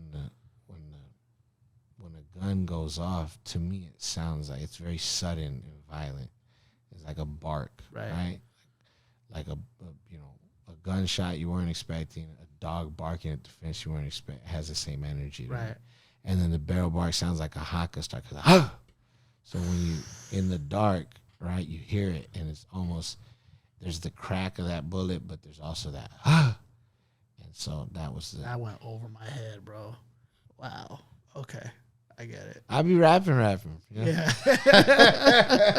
I was like, I knew there was something here to that. I was trying so hard to put it together, and I was like, that's going over my head. Then you continue on. You say, sounds like I can start. Fully gonna rip your enemies. Fully gonna rip your enemigos. Turn to soccer stars. Sack of stars. That's sack of stars, right? Or soccer stars. Soccer stars. Damn. What else do you do? That's crazy, dude. But what else do you do, right? Yeah. You don't run towards the gunfire. You're gonna run away. You're gonna look like a fucking track star. You're gonna look like a soccer star. Yeah, man. I love the beginning of this. Like, you just went in, like, and you could already, and then the message too is very like it pops up, especially in the hook when you're talking about all my homies are either dead or in jail. Either like like the message is powerful, and I'm sending them flowers or sending them mail. Like the message is also dope. So you have the bars, you have the message, the authenticity, all of it. How has, coming out, were you mostly like, would you consider you're mostly raised out of Ontario or Montebello? Like where? No, I mean, I was born there, right? My whole family's like from like East Los Angeles, right? And I was born in Beverly Hospital. And I heard they changed the name. Somebody told me it's something else now. But I was born in Beverly Hospital. And then we moved in 92. Yeah. I went to school in Ontario. Like, that's where I grew up at. That's where I'm from. You know what I'm saying? That's the neighborhood that I grew up in. That's, when you go to jail, when you go to prison. Ontario has a lot of history, too. Yeah, a lot. Yeah. And so my neighborhood been there. I was like a new addition, because it's a lot of families out there. It's a lot of people that live there for generations. Like, a lot of people don't understand that. Like, Ontario was, a little bit smaller, what have you, but a fully formed community since like the 50s or whatever it's been. You know what I'm saying? Yeah. It wasn't like a fly-by-night thing. It's expanded now, and what it looks like today is crazy, but it's an older city. You know what I'm saying? Like, in terms of like the center of it. Like, yeah. Like, they had well-known cruising streets down there. Like, it goes back. It goes back. So for me, like, I grew up there. I had made my mistakes there. You know what I'm saying? That's where I'm from. It is what it is. You know what I'm saying? So for me, it's never do I consider I'm from Ontario. That's what it is. You know what I'm saying? So, yeah. But I do have, like I said, a lot of family from East LA. I'm out in LA County now, like living out that way. So it's like I've never been the type, man. I'll speak on it. You know what I'm saying? It'd be homies like from the area and from the city and from the neighborhood that got a thing, against people from LA or whatever, right? And for me, I just never had that because it's like my whole family's from over there, like whatever. Yeah. This is where I'm from, yes. And I'm not going to allow nobody to disrespect, What part of what made me a good MC coming up was I would go out to like Sunset. We'd be at like Fat Beats. We'd be at Amoeba. We'd be at the Virgin on like Hollywood and Highland. And we'd catch ciphers like in front of these record stores. We'd do stuff like that. And when I would say where I was from, people would be like, where? Who? Where? Like, IE, Ontario. Yeah. Like, they'll try to play you. Yeah, yeah. And I feel you on that, yeah. And so I like, what? Like, that was probably the first battery in my back, that made me want to be, like, I already knew I was like the dopest one out my homies, but I was like, nah, I'm a show these motherfuckers. You know what I'm saying? What you mean? Because I'm from out this way, I can't be dope. You got me fucked up. You got me all the way fucked up. You know what I'm saying? And then like, okay, you might not know where I'm at or my geography or the neighborhood I grew up in, but it's like, hey, my neighborhood don't raise chumps, homie. You got me fucked. Like, you know what I'm saying? Yeah. Like, I'm proudly from where, and so you got me twisted, homie. You know what I'm saying? And but I learned that, like, don't get mad, get even. And that's what made me so nasty as a battle rap. I was like, in that era, you know, like mid 2000s, early 2000s. You know what I'm saying? Yeah, I'm trying to take fools' heads off in ciphers because I'm trying to show people like, yeah, we got spitters where I'm from too, fool. Yeah. You know what I'm saying? Like, and not good for the IE or good for kind of good or good for being Mexican, good for fuck all that. I'm dope for dope, homie. Yeah, for what it is. You know what I'm saying? I'm dope for dope. Like I felt that from the jump, you know. But no, but just, so I'm definitively from Ontario, and it doesn't matter where. It doesn't matter where I reside at now. It does the same thing. You know what I'm saying? Fools from LA moved to Victorville.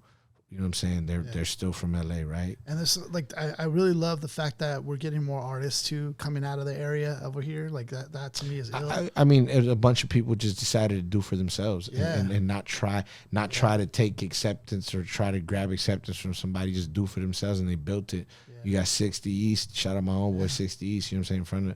From the O as well, and like, you know, just a real good representative of the city. You know what I'm saying? And like he does things the right way. You know what I'm saying? Like he just, you know, there's a city council and civic leaders behind him. It's really dope, you know.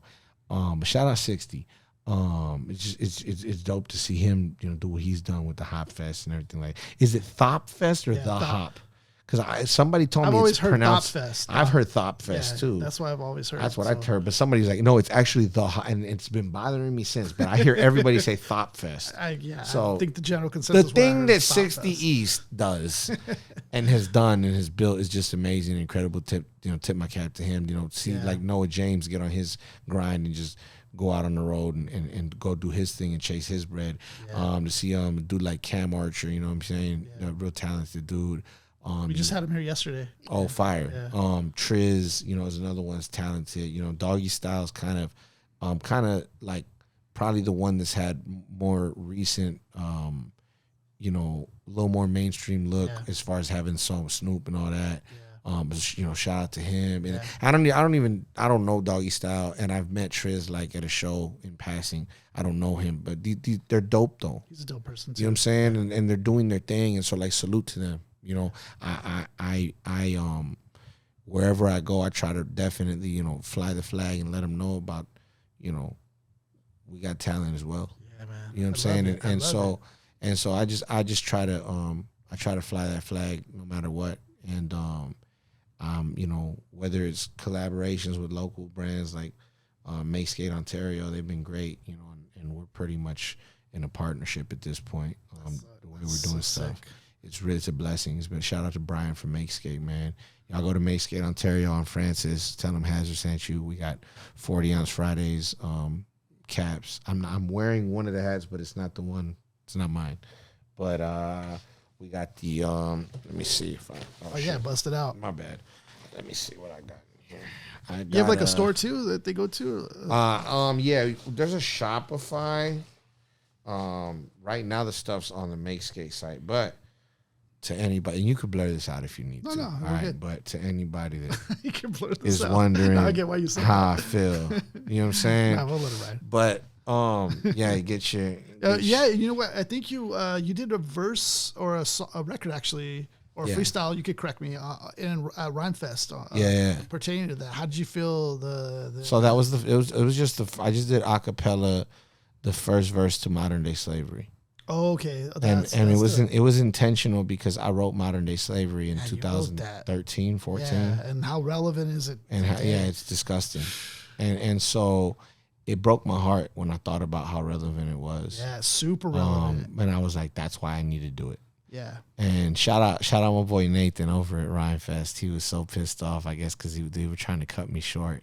Because I made sure that my set was, you know, I had a 15-minute set slot. I just made sure that we respected the time and the fact that there's so many people on that stage that day.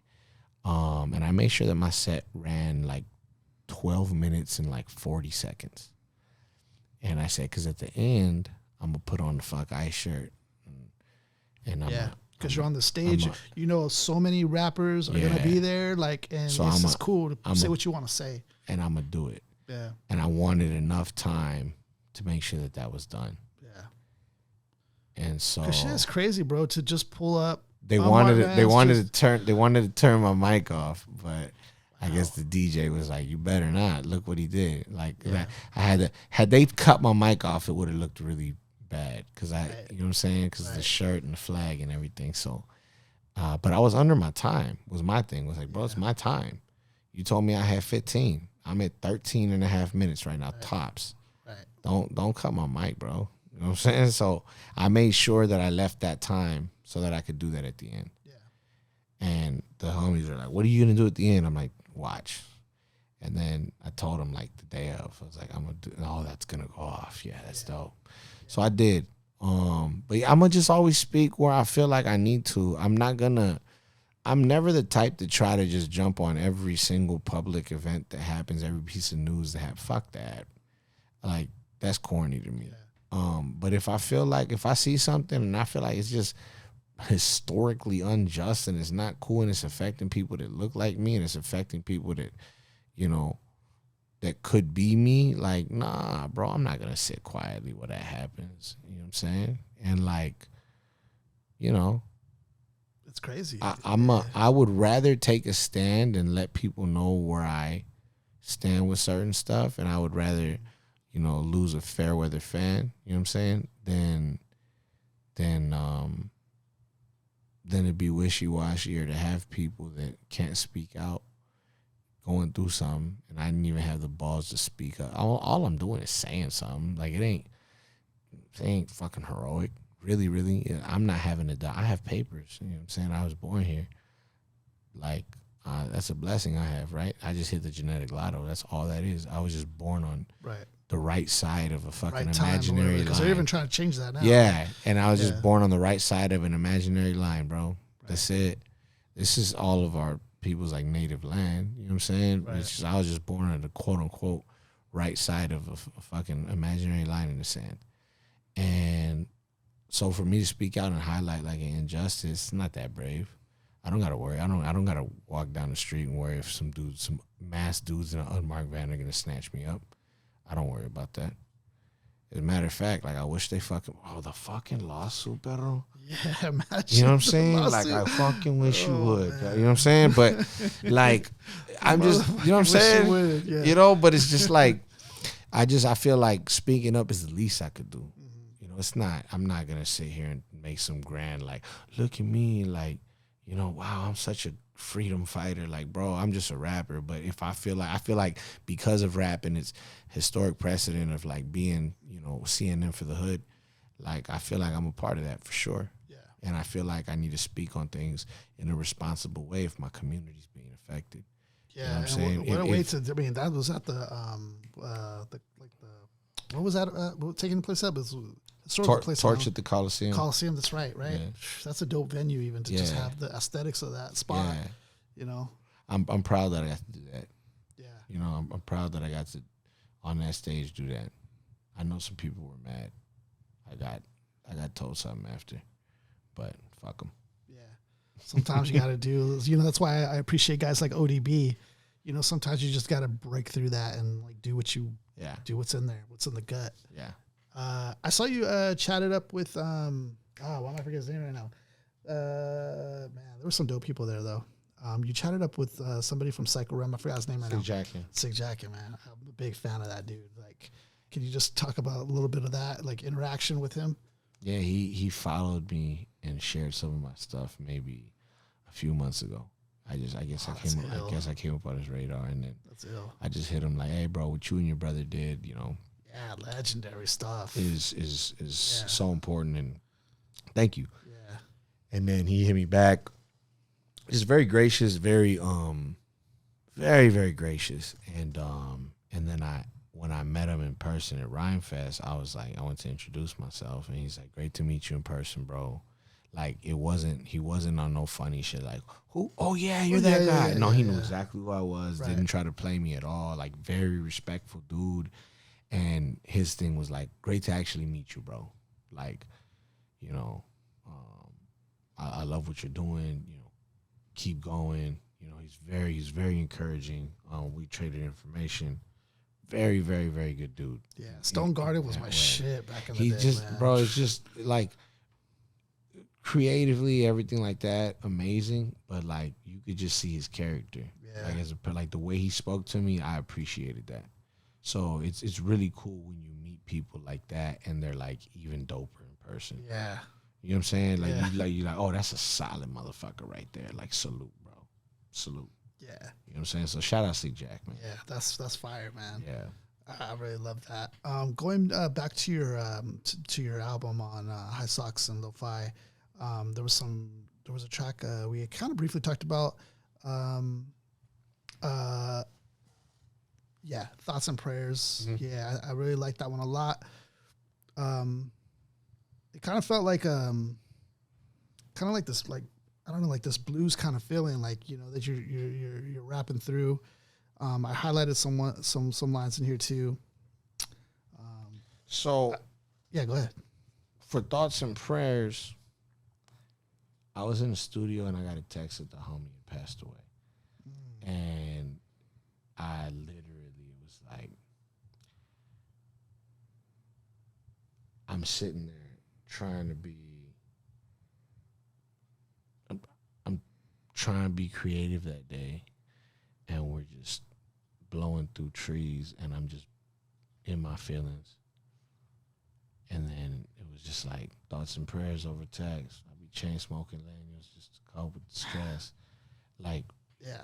ran into some snakes on the road to success. God just shot me to rock. I'm a roll with the shit. So it's like, I think that might have been the first session. And that might have been the very first rhyme that I laid for the project. I think it was. And I remember just being like, I'm here. We're going to do this. We're going to do all these beats. What's up out there? I'm going to finish this project. I'm going to put it out. It's going to be dope. It's going to be conceptual. And the day that we're due to start, I get the news about the homie. And I was just like, fuck this, bro. Fuck this. And so. And who was this homie? Who was this? So.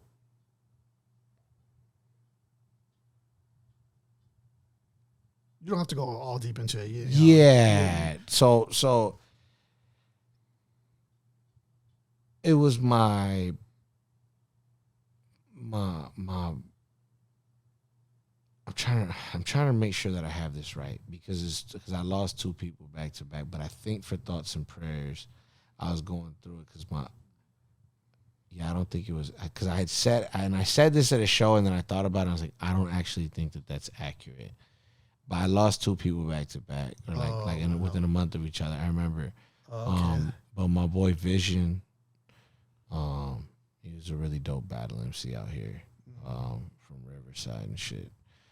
Vision, really dope dude. And then my boy's brother, my boy Big Gene, his brother Trini, he'd had a stroke and he, lost a lot of cognitive function. Oh man, but sorry. Yeah, but then he kind of decided to, keep partying. So, it was what it was. And eventually his body gave out on him. But I remember taking those two back to back. And I remember being in the studio for one of them. But I was numb. I was just sitting there like, this is the bullshit. And what do I say? Thoughts and prayers? Right? Like, what do you like? It did feel like a little bit like you weren't happy with just the thoughts and prayers. Like I got that feeling a little bit. So now it connects now with you're saying. It's like what do you do? Like what do you say? Like it's like we've become so fucking numb that like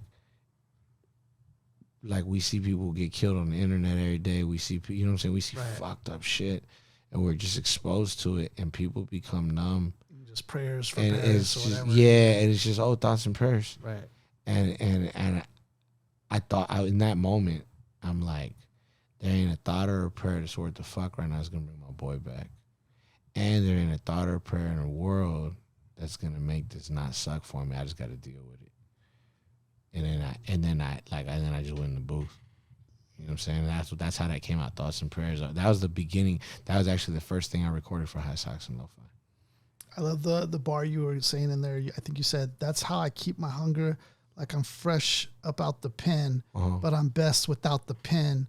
Oh, I love the flip. Like I love that kind of stuff. Like, mentally gymnastic when the trauma meet the inspiration and you package that now when I've been rapping. But I love like the flip. on stuff like that. But that's how I keep my hunger like I'm fresh about the pen. But I'm best without the pen. Mentally gymnasticking. Where the trauma meet the inspiration and you package it. Now when I'm rapping, I don't gotta speak on the gold like gold jewelry. They're gonna see me shine regardless. It's a piece of my soul. I'ma be the result. I never quitting on my damn self. To watch the ones that wouldn't help ask me for a handout. It's all good. You can't escape it. Run with it. I love Heavy that, man. is the head and everything that run with it. That was cool too. The way you phrase that. Yeah. Everything that come with it. Yeah. Yeah. That was the first verse I did for High Socks, and it was literally like, fuck, I gotta go. Like, my life sucks right now, and I gotta go record this whole project. I just agreed to do this. All right, let's go. You know what I'm saying? Yeah. But that project probably saved me mentally, and in more ways than one. You know, and it helped me kind of plant my flag a little bit, because it's funny to me. We've been dropping every week, 332 weeks. And people got the nerve to ask, who or does he really? Bro, I'm nice at this shit. I package it. I know I'm marketing, bro. We got this 40-ounce shit down to a science. Yeah. Fuck y'all mean, bro. There's no reason. There's no reason. People, you know, but they were saying you don't have a project that's cohesive that's on streaming services. Here's High Socks and Lowfi. Okay, now what? Yeah, bro. At this point, I feel like they're just moving the goalpost on me. Because, like, if we're talking bar for bar, there's really nobody that can get with me. Yeah, dude, you know what I'm saying? Like, really I really believe in myself that way. Yeah. Mention me when you mention these great ones. Mention me when you mention a Kendrick or a Cole. Mention me if you mention a Jadakiss or a Cassidy. Mention me if you mention those dudes, elite lyricists with some street influence. You know what I'm saying? Like, all through their shit just because of their life experience. Mention me with a Styles P, definitely. You know what I'm saying? You know, but understand I'm coming with ideas too, and like a lot of IP, you know, behind the 40-ounce name too. So mention me the way you want to mention one of these moguls, and we could talk business. But until then, that's fine. I'm not serious enough, or they don't think I've done enough. I'm good. I'm building my shit, because it's gonna get to a point where I have so much in the way of like back catalog and a fan base that fucks with me heavy. Yeah. And it's buying the merch and it's doing all this, to by the time like a big company really wants to holler at me about whatever the industry is going to look like at that point, we're talking partnerships and we're talking percentages and splits, and the check is, oh, how much is it? Is the obscene amount? Yeah, that's fine. Yeah, put that on top. That's the whipped cream. That's where we're going to end up at, and I'm okay with that. Like, that's the way I look at it, though. Probably like, I'm the crazy guy, you know what I'm saying, yelling at clouds until they give me the keys. Yeah. I'm okay with that. Like, I just feel like right now, building like Noah's Ark now. Yeah, I'm just basically really, you know, feeding my fan base and continuing to grow it too. And so, you know, the cool thing I can say is, whereas a lot of people got a ton of like inflated, fake, artificial numbers, everything that we've done has been organic. I know that if there's certain weeks that the algorithm's cock blocking or whatever, it's all good. It'll bounce back in a couple of weeks. You know what I'm saying? The algorithm will push some shit down, and then I'll really rap my ass off one week or just catch a vibe that's super like earwormy, and people will start running it back, and they'll break the algorithm for me. So, you know, I just keep pushing, bro. Like, that ultimately. And you know how I knew too is like when we saw you at that event in LA, at that show, I keep forgetting his freaking dude's name. The Flea Lord Nito. Yeah, when we saw you there, when my homie said, "Oh, that's the dude with the 40 ounce." Like, as soon as he said that, I'm like, yeah. So the buzz is catching because he knew you as that guy. Yeah. He didn't know your name necessarily, but he knew you as that guy with the, you know. So I was like, I get that all the time. That people don't be saying Hazard. They be like 40 ounce Fridays. Yeah. And I'm fine with that. Yeah. Because I own the name, so we good. I trade my 40 ounce Fridays. That's fire. So we good. That's fire. We're gonna switch gears here. I got some questions that are gonna be, and like I said, we consider like ourselves kind of like this underground drinks champ. So I'm gonna do a matchup of West Coast artists, and I'm gonna see just who you pick. Do I gotta take a shot or? The only thing is I don't have a shot. That's the only problem though. All right, we're good. So we'll just see what the fans think. Mm-hmm. Dr. Dre or DJ Quick? Oh, fuck. And I just seen Quick at Rhymefest. Oh, you're not right. I'm going to do a blinker. Since we don't have shots, I'm just doing blinkers. Okay. So both on them. Because I can't. Oh, that sucks. My shit just died. Okay, I guess I gotta answer it. Okay. For what? I'll say yeah, it could be whatever, like just in total work. Fuck. I don't even know how to answer that. I'll say Dr. Dre and DJ Quick. Okay, going both on this one. Because I'm greedy. Yes. I mean, I ain't mad at you, dude. Here it is. Dr. Dre and DJ Quick in the studio together. And Quick starts the beat. And then Dre comes in and pushes 2 buttons and it finishes the beat. And then we fuck. Because that's what he's going to do. He's a minimalist this way. Right. He's going to be like,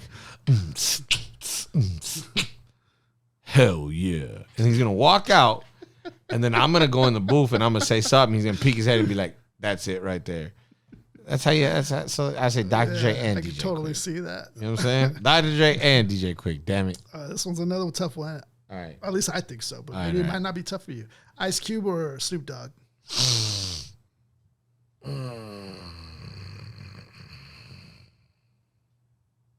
One's revolutionary, his voice. Right. One's laid back icon. Right. I must say Snoop only because Snoop is one of the only rappers that actually freestyles off his dome when they ask him to. To this day, he does that. That's dope. I gotta give Snoop his flowers. I don't think we respect Snoop enough. Yeah, icon. Yeah, Martha Stewart. Yeah, Olympics. Yeah, great. Blah, blah, blah. I just feel like as a rapper, we don't give him enough credit. By the way, you've actually had conversations with Snoop? Yeah, we chopped it up at a strip club. That's crazy. On a soft opening night. Yeah, I went in there, was chopping it up with him. I was with a weed brand, and we gave him Don't you think that's crazy? Like, this dude is globally, like, known. Like, yeah, he's really dope because when you meet him, like, he is everything that you think he is. Like, his persona is not a persona. It's just him. He's larger than life. He's real cool. I sat there and lit up a blunt right in front of me. We were chopping it up. And I was explaining to him, you know, how to unwrap this pre-roll that we had. Like, don't touch that part, Snoop. All right, leave that. Okay, yeah, just go ahead and light that. And he lit it, and, you know, blew a cloud in the camera. And it was like all of that. And then the cameras go off, and then we had a conversation. Yeah. And I was chopping it up with them, and I was explaining, like, I was on Underground Heat back in the, he was telling me, that's funny, we were talking about bringing that back, and we were chopping it up, and he, you know, like I had like a 10-minute conversation with them, and it didn't feel forced. And I think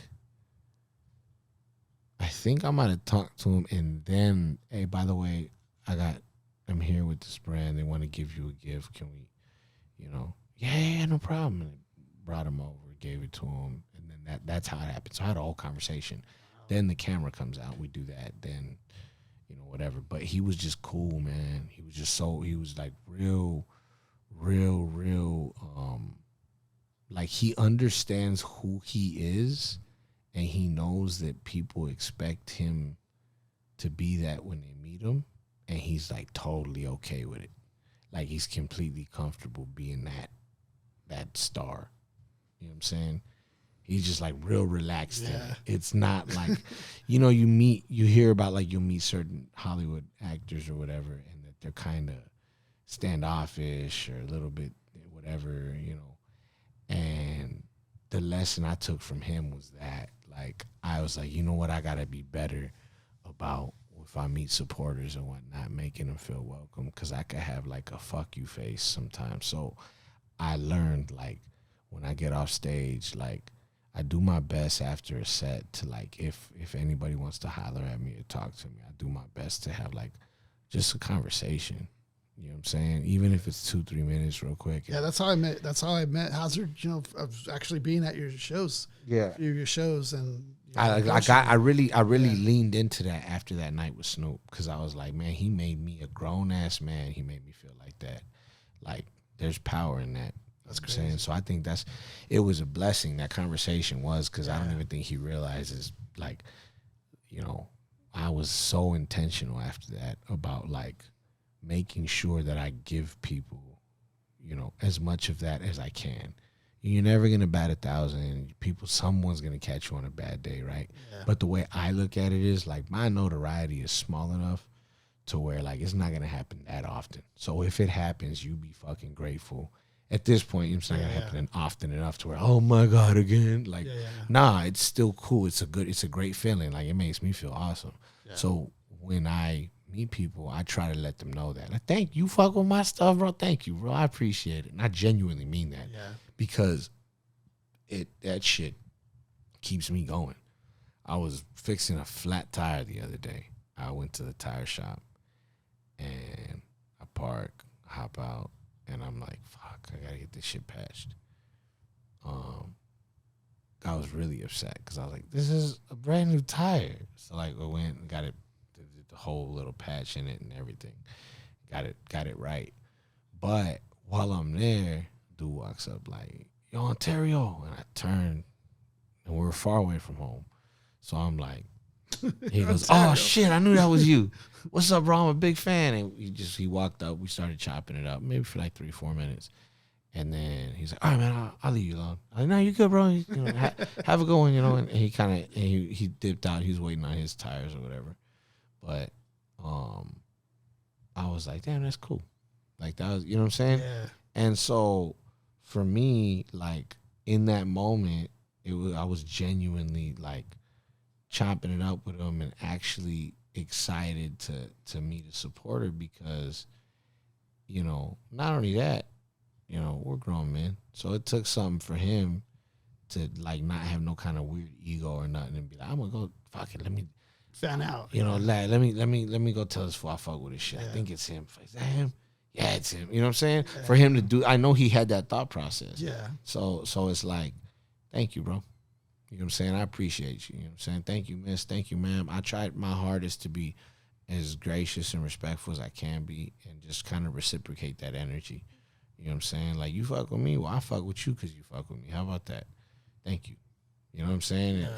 And I hope that I communicate that with people because that's how I really feel.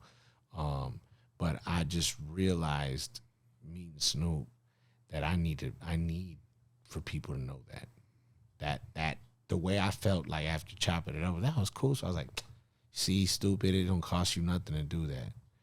You know what I'm saying? And I think I have, you know, a reasonable amount of like charisma, and I can speak and all that. So it's like, you know, some people just don't. They're not good at public speaking. I get that, you know. But I'm like, nah, I light a room up real quick. So what the fuck? I have no excuse. You know what I mean? That needs to be part of my brand. Like I need people to know that they can come. I'm the dude you can have a beer with, Mr. 40 ounce fry. You know what I'm saying? Yeah, let's drink a beer, bro. I get that one a lot. Yeah. I'd be trying. Sometimes I'd be like, fuck. You know what I'm saying? But I've given myself an accidental hangover, bro. Like where all of a sudden I'm like 10 beers deep at the bar, 3 shots. I'm like, what's going on? You know, the day High Socks came out, Trip Out. The day it dropped, I didn't have like a release party or nothing, and it just finally came out after all the mixing and bullshit waiting for that to happen. I was just finally happy to get it out. It gets out, and I'm at a bar, some random little hole in the wall. And a dude comes up like, you're famous as fuck. What are you doing here? And I said, excuse me? He's like, you're HAZERD, right? I'm like, yeah. He goes, dude, didn't your shit just come out today? And I was like, yeah. He said, what are you doing here? I'm like, it's the release party, I guess.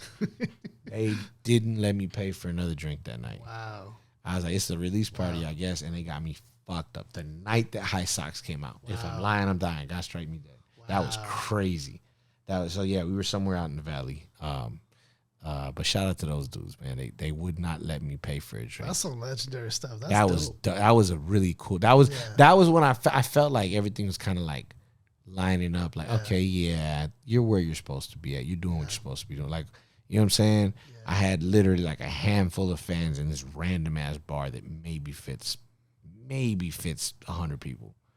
Their fire code is maybe 100 people. Yeah. And I had like 5-6 fans in there. Like, bro, you're that guy from the internet. I know you. But there was one dude who knew. He's like, your shit just dropped today. What are you doing here? You knew exactly your release and everything. Yeah, you know, and I was just like, oh shit, oh, you're like a fan. He's like, hell yeah, and then he went and got his, look who's here, and then it was just beer after beer after beer after shot after mixed drink after. Bro, I woke up the next day. I did not mean to drink. Like, we took an Uber, but I wasn't planning on getting fucked up. I just figured we're gonna have a few drinks, and I don't want to have to worry about nothing. We Ubered. Wrong. That's tight. No, I was hammered, bro. Wrong. It was all bad, bro. It was like, but it was good though. Shout out to those fans. I appreciate y'all. Yeah, legendary stuff, man. That's Thank you a legendary story from Snoop. Whew, that's yeah, a dream. man. That's Shout out Theo Snoop, man. Kendrick Lamar or The Game? I guess Kung Fu Kenny, and because when I came home is when Good Kid, Mad City dropped. I came home to that. And I remember listening to that and thinking, okay, I don't know a lot of what's going on in music, but this album gives me hope that there's something in the game, some kind of space for me. Because I don't know, I didn't understand. I went away in 2006. I came back in 2012, and I was like, I just trying to figure stuff out. But I remember hearing Good Kid, Mad City and going, okay, I don't like a lot of shit that's out, but this dude is dope. You know what I'm saying? Yeah. And I was like instantly like, oh yeah, respect to this guy. You know what I mean? And so respect to Chuck T, respect to Chuck Taylor, but very, very respectfully, I have to say Kung Fu Kenny. And you know what, you actually brought up something I did want to ask you. Yeah, because I know that I know that was quite an experience for you, and you don't have to go all into it, but like I am curious, like how you were able to handle those things, like emotionally, like going through, you know, all of that, and like also kind of what you gained out of that experience, like going through that and then kind of coming out, like what did I'm sure there's definitely experiences and lessons and things you picked up. I'm just kind of curious what that was. Well, I went to jail because I sucked at being a criminal, right? So I kept getting caught for shit. And then I went to prison because I kept going to jail, and that's the way that works. That being said, from a young age, I was like, yeah, I'm probably going to prison. It didn't even make sense because, like, I had parents who loved me. But from a young age, I was like, I'm probably getting locked up. I think so. That's probably in my cards. I think I'm definitely going to jail, and I think I'm definitely going to prison. And it was just because I thought that was what you did if you lived a life of crime, you know? And I was like, I'm going to live a life of crime. Like, from a young age, I was like, this is what I'm going to do. I wanted to be in them streets. I just did. And I could blame it on stuff at home. You could whatever. I was just an asshole. I was an asshole kid. And, you know, there's probably certain socioeconomic stuff and whatever. But I was an asshole kid, and I wanted to be out there. I kept making mistakes, and then you turn 18, and it's no more probation or tickets or pay a fine or complete community service and anger management court and none of that. It's you go to jail if you fuck up, right? And so the minute I turned 18, it was like, boom, boom, boom, boom. I started getting arrested right away. And then, you know, spent like almost a year, 9 months in the county, got out, and then caught a couple cases, and then I ended up going to prison. I was in prison for 5 years. I think the thing probably I learned the most was like how strong mentally I really am. When I need to be, you know, I can be a brick wall, and nothing will get through. That's just survival. You can't be weak in there. You can't be running around crying. You can't be, you know what I'm saying? Yeah. I find myself now, I get choked up at the dumbest shit, but I think it's because for years I literally couldn't cry. Like, I didn't know how to cry. Because it was like, nah, I remember my first time on the main line. This is after I get through a year in the county fighting my case, and then I get shipped up to what's known as reception. And that's kind of where they classify you for prison and then ship you to like a mainline prison. So I get to the main line finally, and I do the intake there too. When you get to a mainline prison, they have you like on a certain yard in a certain building. You got to do all your little shots and your evals and shit, and then they'll put you out to like a real building or whatever. So when that was going on, I got there. I finally got on the phone, called home, and then they told me my abuelita had passed away, right? And I remember, like, that was my first call home, and I had to eat that. I had to go back to the cell and act like nothing. Like, you know what I'm saying? So it's like, bro. You can't, because it's my first day on the yard, fool. I got a couple of my homeboys in the building. I'm going to start crying. Right. You know what I'm saying? Like, that shit ain't going. So I remember right there, I remember thinking, like, all right, fool, this is what you wanted. You here now. So deal with it. Do it right. Like, if this is what you thought, so do it right. Don't be a punk. Don't be, you know, a sucker. Don't be. You came in here, hold your head up high, and that's gonna be it. You're gonna be a man about this shit.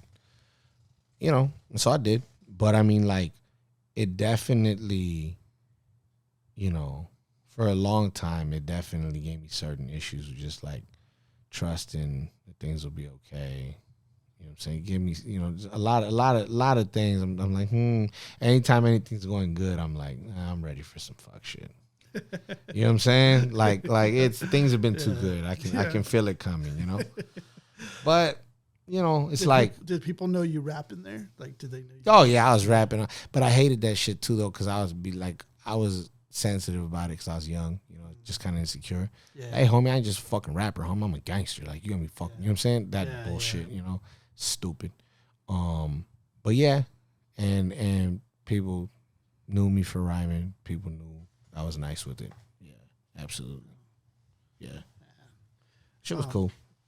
I guess from that perspective. Yeah. I remember I went, you know what? I went undefeated battling in the county. Like, oh, really? Yeah, I was in the county for like 12 months. I went like 13-0. Wow. Nobody could see me. Yeah, it was bad. So they had did they have like an actual like event or something, or was it just like I became known as a rapper, and then what happened was, like, in jail everything's like racially segregated, right? Yeah. So I was like the little secret from the homies, you know. Like, oh, the homie gets down. So one time dude comes up to me and he goes, "Hey, fool, there's a vato over there, that black fool right there, he raps." And I was like, "Oh yeah, I know." Because we had talked like briefly for like one time. He's like, "Oh, I heard you be spitting this shit. You know, they said you be doing your shit." And I was like, "Yeah. You know, I get down too." I think rappers. I think we don't really say it too much, but I feel like if you're a rapper, like, you respect rappers when you hear it. Yeah, you know, there's a respect. You don't have to be cool, but you have a sense of respect. So he had told me, like, yeah, I heard you do your shit, whatever, and then somehow it gets like, "Hey, you guys should battle." Oh, Christ. And then it was like a big old thing, bro. You gotta understand. It's like, imagine like 20 black dudes and like 35 Mexican dudes all at a table. Right. And he's on one end of the table and I'm on the other end. It's like boxing. It's like a boxing crazy match. Yeah. And I did that shit. And then it turned into, and I battled like a couple homies too that thought they could rap. But then it turned into like, "Oh, you rap? Come here." And the dudes were like, "Nah, you suck. You can't fuck with Hazard." You know what I'm saying? It got to that point. You were the bar now. Yeah. And it got to that point where, like, no, you're not going to battle him. No, you're not going to sit here and embarrass yourself. Yeah, there was like plenty of battles that I didn't have because it was like dudes wanting to battle, but then that fool sucks. They don't want to go through the trauma. That fool sucks. Don't even do it to him, Has. But yeah, I went like 13-0 on battles that we counted. That's legendary. Yeah, I smoked fools in the county. It was bad. But it was good though. It was like we had a pretty peaceful dorm, and there was not like a lot of tension because like I had kind of broke that barrier. You know what I'm saying? Yeah. And I remember it was like it was funny because every time it would happen, it was like a big old fucking deal. Like the cops would be watching and shit. It was funny. But spectacle that it was. I was like, it was funny. It was funny. But yeah, I went like 13-0 in the county. Yeah, that's an ill flex actually. True dude. story. Yeah. That's an ill flex. Yeah. Tupac or Nipsey Hussle? Oh man, how about because of Tupac, we got Nipsey Hussle. And rest in peace to both of those, man. Yeah, rest in peace to both of those legends, man. Yeah. MC8 or Spice One? Ooh, that's a good one actually. And my boy had a Spice One CD in prison that we used to work out to. Damn. But MC8 has a couple of. That's tough. I think Spice One might have more of a catalog, but I think MC8 may have more iconic moments. There's like definitely iconic moments. So you know what I'm saying? So respect to MC8. I guess very respectfully, I'm gonna say MC8, but very respectful. But Spice One's catalog is nothing to be sneezed at. Warren G or Nate Dogg? Man, it's I hard can't to put even, those two. Yeah, rest in peace. Those are both homies. Yeah, rest in peace. But that's another one of those. You know, because of Warren G, we got Nate Dogg, and then God bless. And then because of Nate Dogg, we got Warren G at his heights. Yeah, them with Regulators, you know out of here. Yeah, all time. Have you seen Warren G live? No, he always does a really cool part of his set where he like does a tribute to Nate. That's ill. It's really ill. It's really dope. His set, I love why. I know his whole show because he has like a, maybe like a 20-minute set and then maybe like a 35-minute set or something that he does. Yeah. So I know, depending on how much time he has, if he's headlining or if he's like one of the supporting acts, I kind of know his set, but it's great. I've seen that motherfucker live like 5 times. Warren G might be one of my favorite rappers. I was trying to reach out to him via email. I want to get him on here so bad. Bro, the and nuggets I feel like you could get from him. Yeah. I know somebody that know him. I'll try to reach out. No promises. Okay, no promises. But I know somebody that knows him. But I just to get in touch with him, Sure. I could even pitch it myself. Sure. I just can't get in touch with him. That's what's difficult. Okay. Too Short or E40? 40 though. 40's such an influence to me. The slang alone is like 40. crazy. I have to say with respect to Short Dog. Yeah, because I love Too Short because he did it like straight out of the trunk. They both did. Oh yeah, they both did. Because they're both early. That's right. Yeah. And well, because E40 has Sick With It Records like from the jump. So no, they both got it in because they're both from the Bay. That was the business model. That was the way it was. That was the business model. But shout out to both of them. But E40 is like an influence for me. Like I listened to him the way he would bend words and stuff. His pockets are immaculate. And I love that both of these fools are still relevant to this day. Super dope. I think rap used to be classified a young man sport, but if people realize it's a mental game. So if you're still sharp mentally, there's no limit to that. Yeah, I love that. Plus, you have the wisdom. I love the conversation that was changing about that. Yeah, it's a beautiful thing. YG or I'm not familiar with this other artist, Mozzie.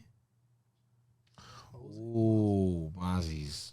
I'm not familiar with Mozzie. Respect to YG, but Mozzie.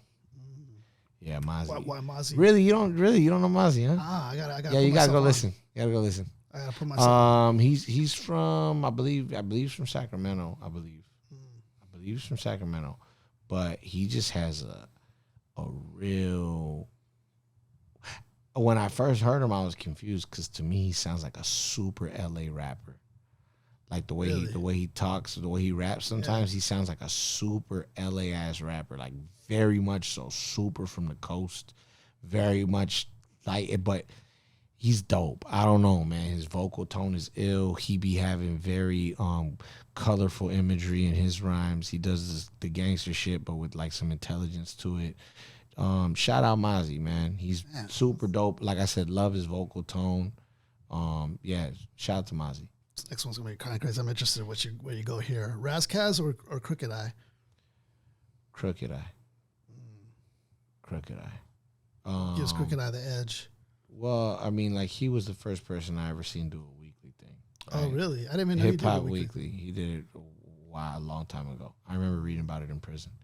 That was part of I was gonna say it earlier when we were talking about doing a year. Yeah. I was like, yo, shout out to Crooked Eye. I'm gonna do a year, and then we'll drop this record. He did a weekly series, but his shits were whole songs. Like he had like features on them on a few of them, I think.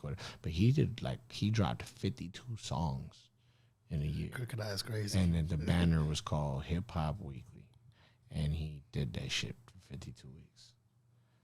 So shout out Crooked Eye. Shout out Crooked Eye. Yeah. This one's gonna be kind of crazy. Mac 10 or Dub C? Oh, that's a tough one. Dub C, only because the album, I feel like it's Guilty by Affiliation.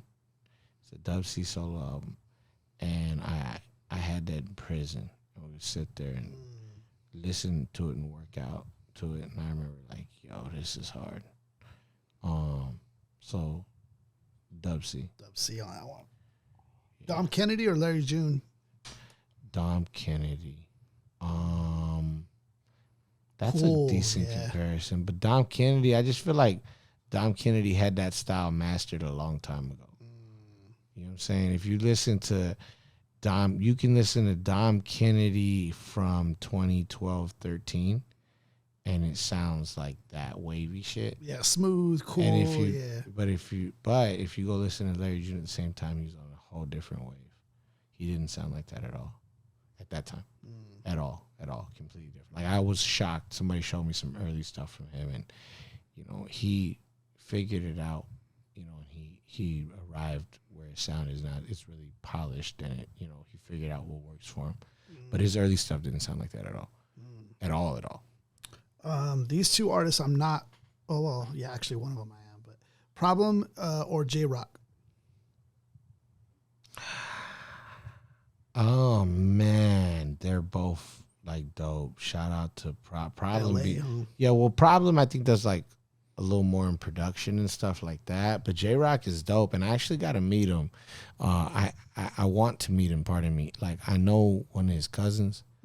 And shout out to OG homie T-Roy. Shout out T-Roy, man. Shout out to T-Roy. But that's J-Rock's, I think, like cousin, uncle, or something like that.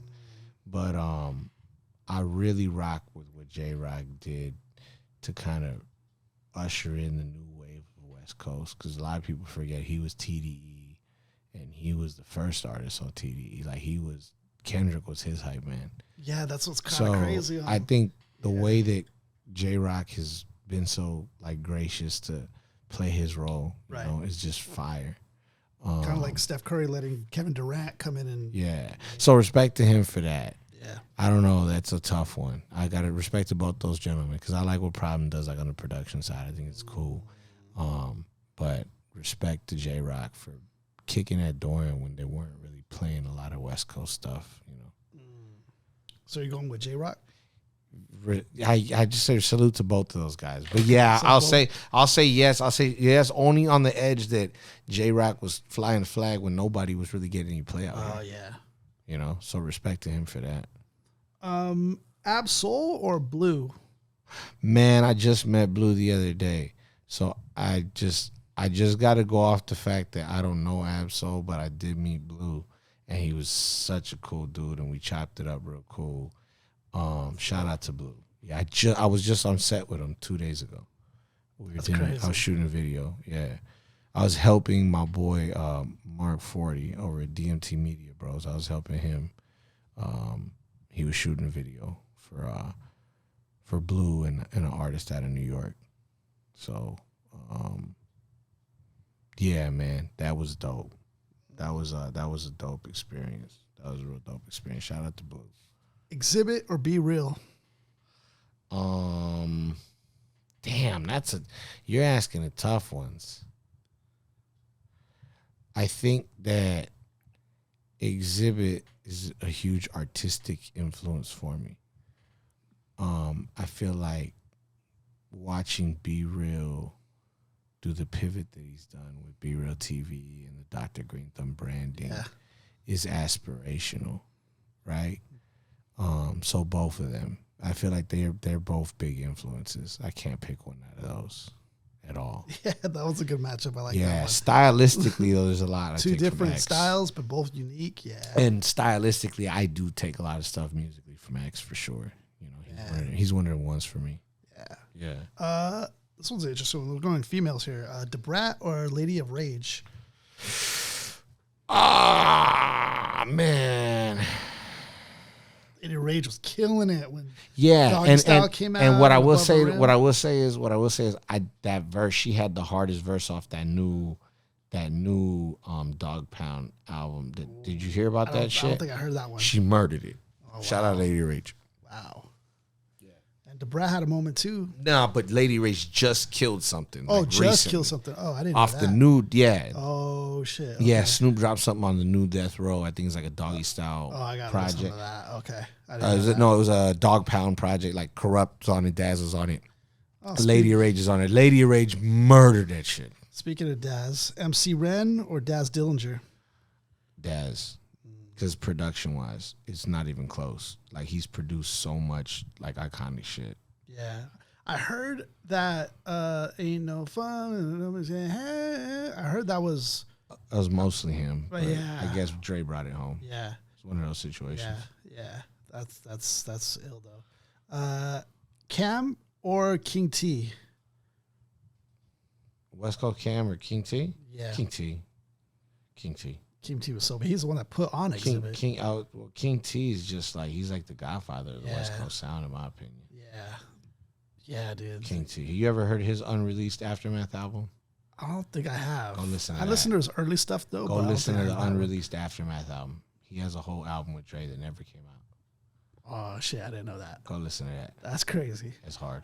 Oh, this one's a tough one. Crooked Eye or Chino XL?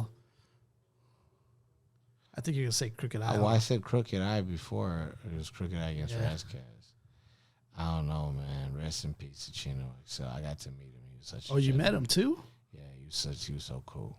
I'm cool with his nephew, the homie Gondre the Giant. Okay. Is Chino's nephew. I put Gondre on his first show ever. What was Chino like when you met him? I have to ask you. He couldn't have been more gracious. He was so cool. And when I told him, like, you know, how I knew Gondre and shit, he was just very cool, very nice. We had, like, I don't know, we were talking for a good 10 minutes. And he had performed that night. Or he performed after that, I think. He was going to perform. And he was just chopping it up with me. Cool as could be, bro. Just cool as fuck, bro. Just cool. We had some people in common. We knew some of the same people. And I'm not one for name dropping, but the people that I knew were, like, close to him. So it's like, oh, you know, your nephew, Gondre, you know, I actually put him on his first show. And oh, shit. And we started chopping it up. And he was just cool, bro. He was just cool, you know. Rest in peace. And on the mic, he's crazy on the mic, yeah, too. rest in peace. You know what's so funny is it took me years to like him, though, because he had that diss on Pac. And I remember being like, man. But then, like, you know, hearing after how they had actually spoken after that and Pac had kind of given it up to him, like, it was cool, you know, that they. Oh, I didn't even know that happened. Yeah, there's somewhere it said they made their peace. But that being said, like, that fool's a beast. Yeah. That fool was such a beast, you know, and it was really cool to meet him. He just couldn't have been more gracious, man. Just cool. Just real cool. Man. Shout out Chino XL, man. Okay, the next one I'm going to broaden the scope here, and we're going to go with all times. And this one, no explanation needed. You're just going to give it. Jay-Z or Nas? I don't know. I don't know at this point anymore. It was such a clear. It was okay. Teenage me said Nas. 20s me said Jay. Older me now says Nas because of this last 4-album run. Yeah. This last 4-album run, 5-album run, whatever it's been, bro. Like the Magics and the King changed the course of discussion King's as well. Disease, like, bro, like, you know, getting a Grammy off the, like, bro, like. Very respectfully, Hove is not rapping like that. Shouting out the IE with Hit Boy. Yeah, that was nuts. That was crazy. I was gonna bring that up right now. Yeah, that was crazy. Yeah. Hove is very respectfully, and Hove is one of the greats. When people speak bad on Jay-Z, I'm just like, you're corny for trying to have a take. That being said, Hove ain't rapping like that. He's not. Because if he was, he'd put it out. If he's rapping like that, no, he's doing other things. He has other interests at this point, I think, right? I think that's a big thing. So don't get me wrong. It's not like nobody's feeling sorry for Jay-Z. You know what I'm saying? Right. But rap, like his rap muscles, nah, bro. Nah. Nas gave us 5. Like, did you like his last project, the 444? Did you like that? I did, actually. Yeah, I did too. I liked 444. Yeah. I think people that were hating on it are crazy. I'm like, bro, do you not see what he's doing? Like, he's playing with it at this point. Yeah. He can, whatever. But how long has it been since 444 dropped? And Nas gave us like 5 since then. I know. He was one of the first, though, that would dropped in the older age. And people now beat that. Bro, it's he was dope. one of the first. It's dope to see it, and it's good, and it's good music. That's the other thing. Yeah, it's good. It wasn't clips recently. It wasn't. It's great to see them doing this shit. But my thing with Nas was it wasn't like good for him. Yeah. It's like, no, he's got bangers on there. Yeah, like he's got.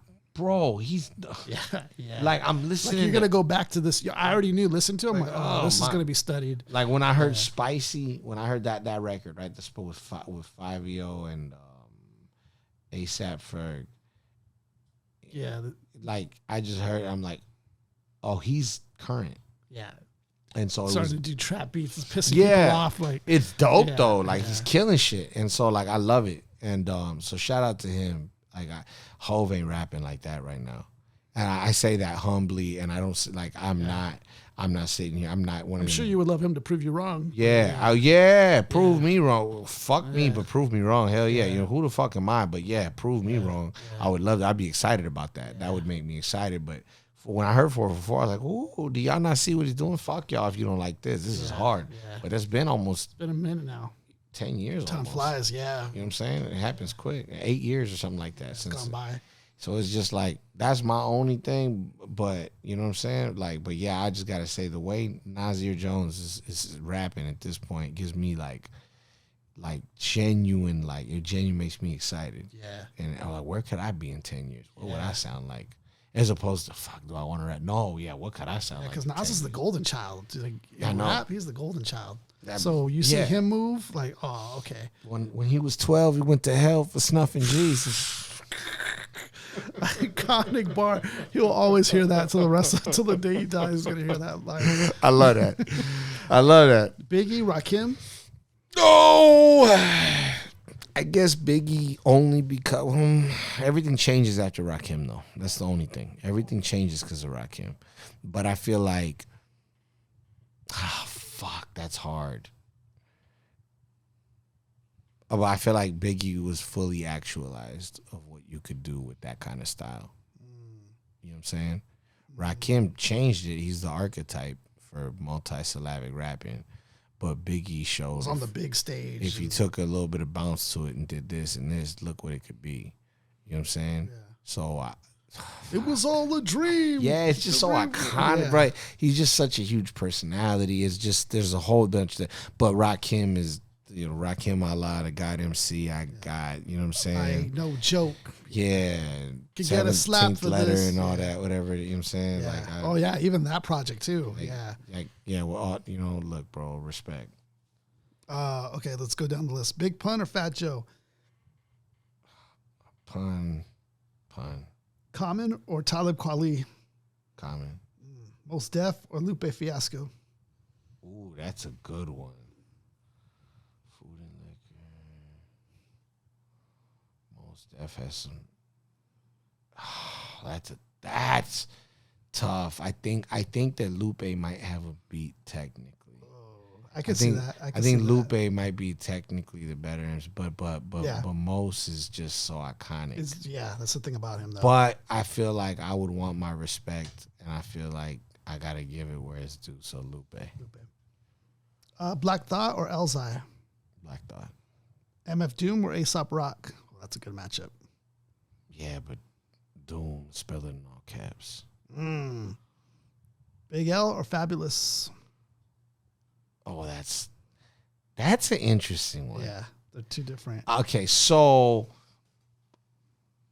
God rest the dead. Fabulous got to make more music and had more of an influence, but they both influenced me. You know what I'm saying? The metaphor and simile bars, I definitely studied at both of those gentlemen's academies. But only reason Fab is just because I have more memories to his music because there's more of it. Right. You know what I'm saying? Yeah. God rest the dead. That was nice too. Yeah. But God rest the dead. But I'm going to have to say Fab because I have memories. If I gangbang to your music, it's different. Yeah. You know what I'm saying? Yeah, that is true though. That is true. Redman or Method Man? Oh man, I've seen these dudes on stage together. I met Redman. That's so splitting hairs because it is, and I would say that I think that obviously Method Man has a little bit more presence, I guess. I can feel that. Yeah. But Redman be rapping. Redman was rapping, and I feel like tracks. And I feel like people don't give him enough credit. Yeah, but I love how silky Method Man is. It just sounds so smooth. But Redman be rapping, bro. So I'm gonna say Method Man and Redman. Both. LL or KRS-One? No, that's hard. I don't feel that. But actually, they're peers. It's weird because I don't feel like they should be compared, but that's actually probably the most appropriate one that you've done so far. I mean, LL is the GOAT. He invented the term. So there's that. Yeah, there's that. KRS is hip-hop. He's like the historian of hip-hop. Right? But I mean, like... Or he's also like the Obi-Wan of hip-hop, if you want to say that. The Obi-Wan. Yeah, but like... LL's the GOAT, man. We're just going to leave it at that. LL. Royce the 5'9" or Joe Budden? Royce. Yeah. Freddie Gibbs or Pusha T?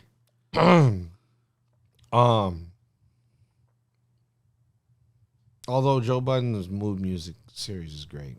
You said what was the next one? Pusha T or who? Freddie Gibbs or Pusha T?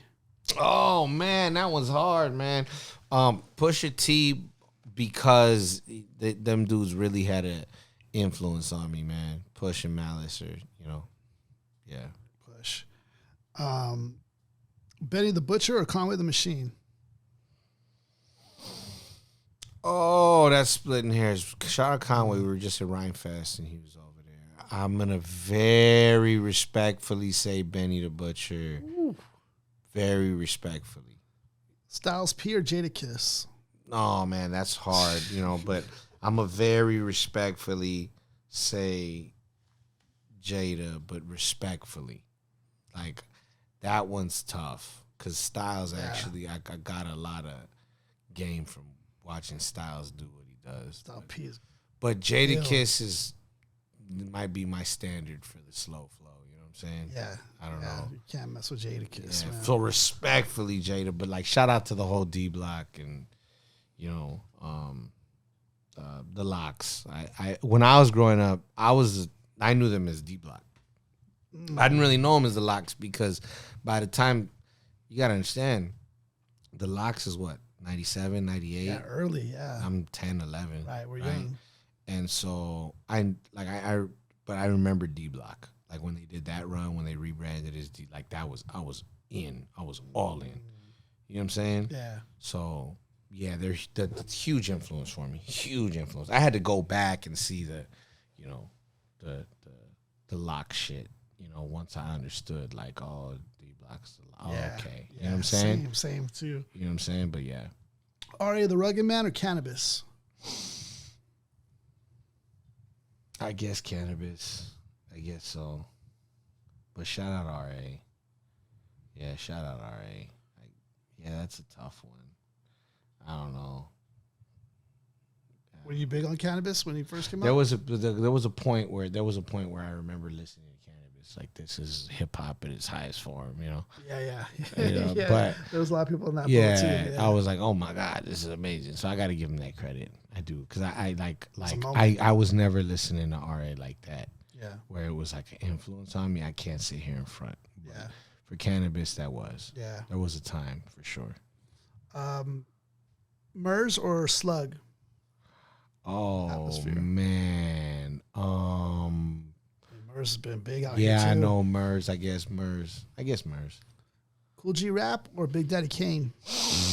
Ooh, that one's tough. I love G Rap's bars, but Big Daddy Kane is a showman. Smooth. It's just crazy. So I'm gonna have to give it to Kane. Smooth with the ladies too. That was ill. Respect to G Rap. Cool G Rap though, yeah. He's one of the forefathers for sure. Yeah, for sure. Scarface or Ice-T? Oh, I can't even. I don't know. I'd be doing a shot right here. But I would say, you know, Ice-T's obviously so important to DNA, what the West Coast is and everything. So respect to. I don't feel like that's an appropriate comparison. You got to give me Face Mob and another Southern dude because Face Mob. That's true. You know what I'm saying? Yeah. But so I feel like I don't know on that one because they're both so important and iconic. Yeah, I'm trying to think of what else. Face Off. I'll come back to that. Lauryn Hill or Queen Latifah? Lauryn Hill. Respect to Queen Latifah. Over the Queen? Respect to Queen Latifah. Do not get me wrong. But The Miseducation of Lauryn Hill is one of my favorite albums all the time. So, just a lot of memories listening to that music. So, yeah. Yeah, she broke through. I think she was Lauryn Hill. I think they were the first hip hop Grammy. I think I read Tech Nine or Immortal Technique. Tech Nine. What he's done with Independent Hustle is very, very impressive. There was a moment in time, I will say though, where Immortal Technique was, I think, top like lyricist I've ever heard. There was a moment where no. Yeah, absolutely. And you gotta but Tech Nine, bro, is at this point what he's managed to do independently is just too important. Right. Just too important, bro. And then the fact that he's so technical and he could be chopping his rhymes and, you know, live shows crazy and breath control on stage is impressive and all that. It's just, I don't know, man. The whole package is like, to me, it's not close with the whole package. Yeah, with the whole package. It's just not close. Yeah, I feel you. Yeah, man, that was it, dude. So, oh, shit. Yeah, dude, we went through quite a bit there. Yeah. It was cool to kind of get your opinion and your taste on it. Yeah. Yeah, man, it was super dope. Man, I'm gonna say right there, we'll leave some room for maybe a next time that you come through. Yeah, absolutely. We dig deep into some more stuff. I mean, there's obviously a bunch of singles you dropped, like the Alcohology, like Bonafide Hustler, Start a Riot, Modern Day Slavery. Man, Modern Day Slavery was way ahead of its time. So was Start a Riot, ahead of its time. 40 Ounce Blue. There's a lot in there that we could really dive into, but.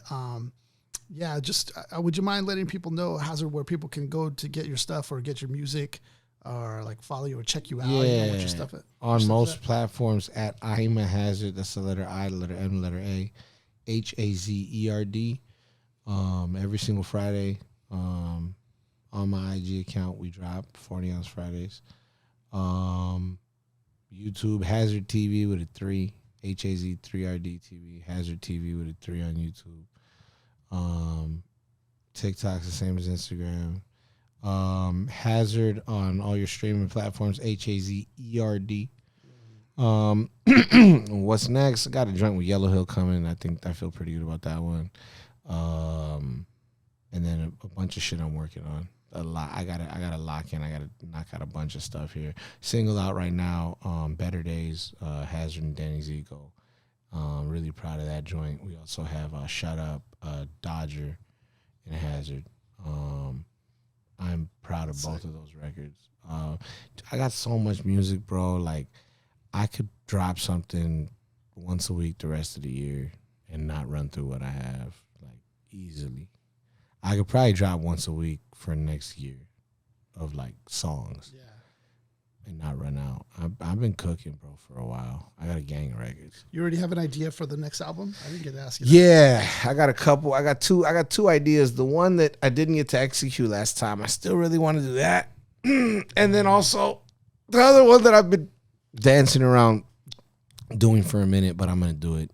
It's called the Polo Cholo. I was chopping it up with Thurston Howe III. Shout out to the Lowlifes. And I told him about it. And he was like, that's hard. And I was like, all right, there it is. So I want to do the Polo Cholo tape probably next. I already got producer for it. I just don't know if we're gonna do the Polo Cholo tape or if we're gonna do something else. But I gotta lock in. Shout out my boy FaZe Rock. I gotta hit that fool up. I got a couple beats from him already. But yeah, probably do the Polo Cholo tape. Fuck it. Thug life. You heard it here. Yeah, again, thanks Hazard for honoring us and being on the show, man. It was an honor of ours to have you on, and really dope to dive in and to get to ask you these questions that I'm sure a lot of people or a lot of fans are also kind of wondering, man. I'm excited really cool for this to come out because I want my fan base to be able to have some stuff they maybe haven't heard before. You know what I'm saying? Yeah, it's dope. I'm excited to be able to share this, you know. Yeah, it's ill, with my supporters. So thank you for having me, bro. I love the in-depth questions. I appreciate you. Maybe we'll have you up at our studio or something like that. Hey, man. If you want to come through. It'd be an honor, man. Of course. Yeah. Thanks a lot, man. Shout out That's Hip Hop. And to you artists out there, if you want to actually have an in-depth interview with some substance where it's not just like, what do you think of this person having sex with this person and putting it on their story? Like, if you want to have a hip-hop conversation about hip-hop, this gentleman right here is definitely, you know, a student of the culture, and I love to see it. So, well, thank you, man. Shout out That's Hip Hop, man. Y'all tap in with my boy, and make sure you guys follow the page dads.hiphop, right? Yep, that's right. Yeah, that's dads.hiphop. Follow him. Damn it.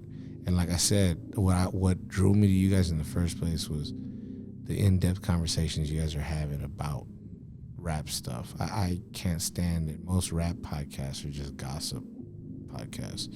I don't fuck with that. Yeah. This is dope. I love this. Like, we're having real conversations about records and you know, whatnot, breaking down bars on certain things. Art. Like, The main thing you all hear is for the art. You know? I love that shit, bro. I could do this all day. So shout out to That's Hip Hop, man. I go by Hazard, aka Mr. 40 Ounce Fridays. Yep, the one and only, man. And that's it. Peace.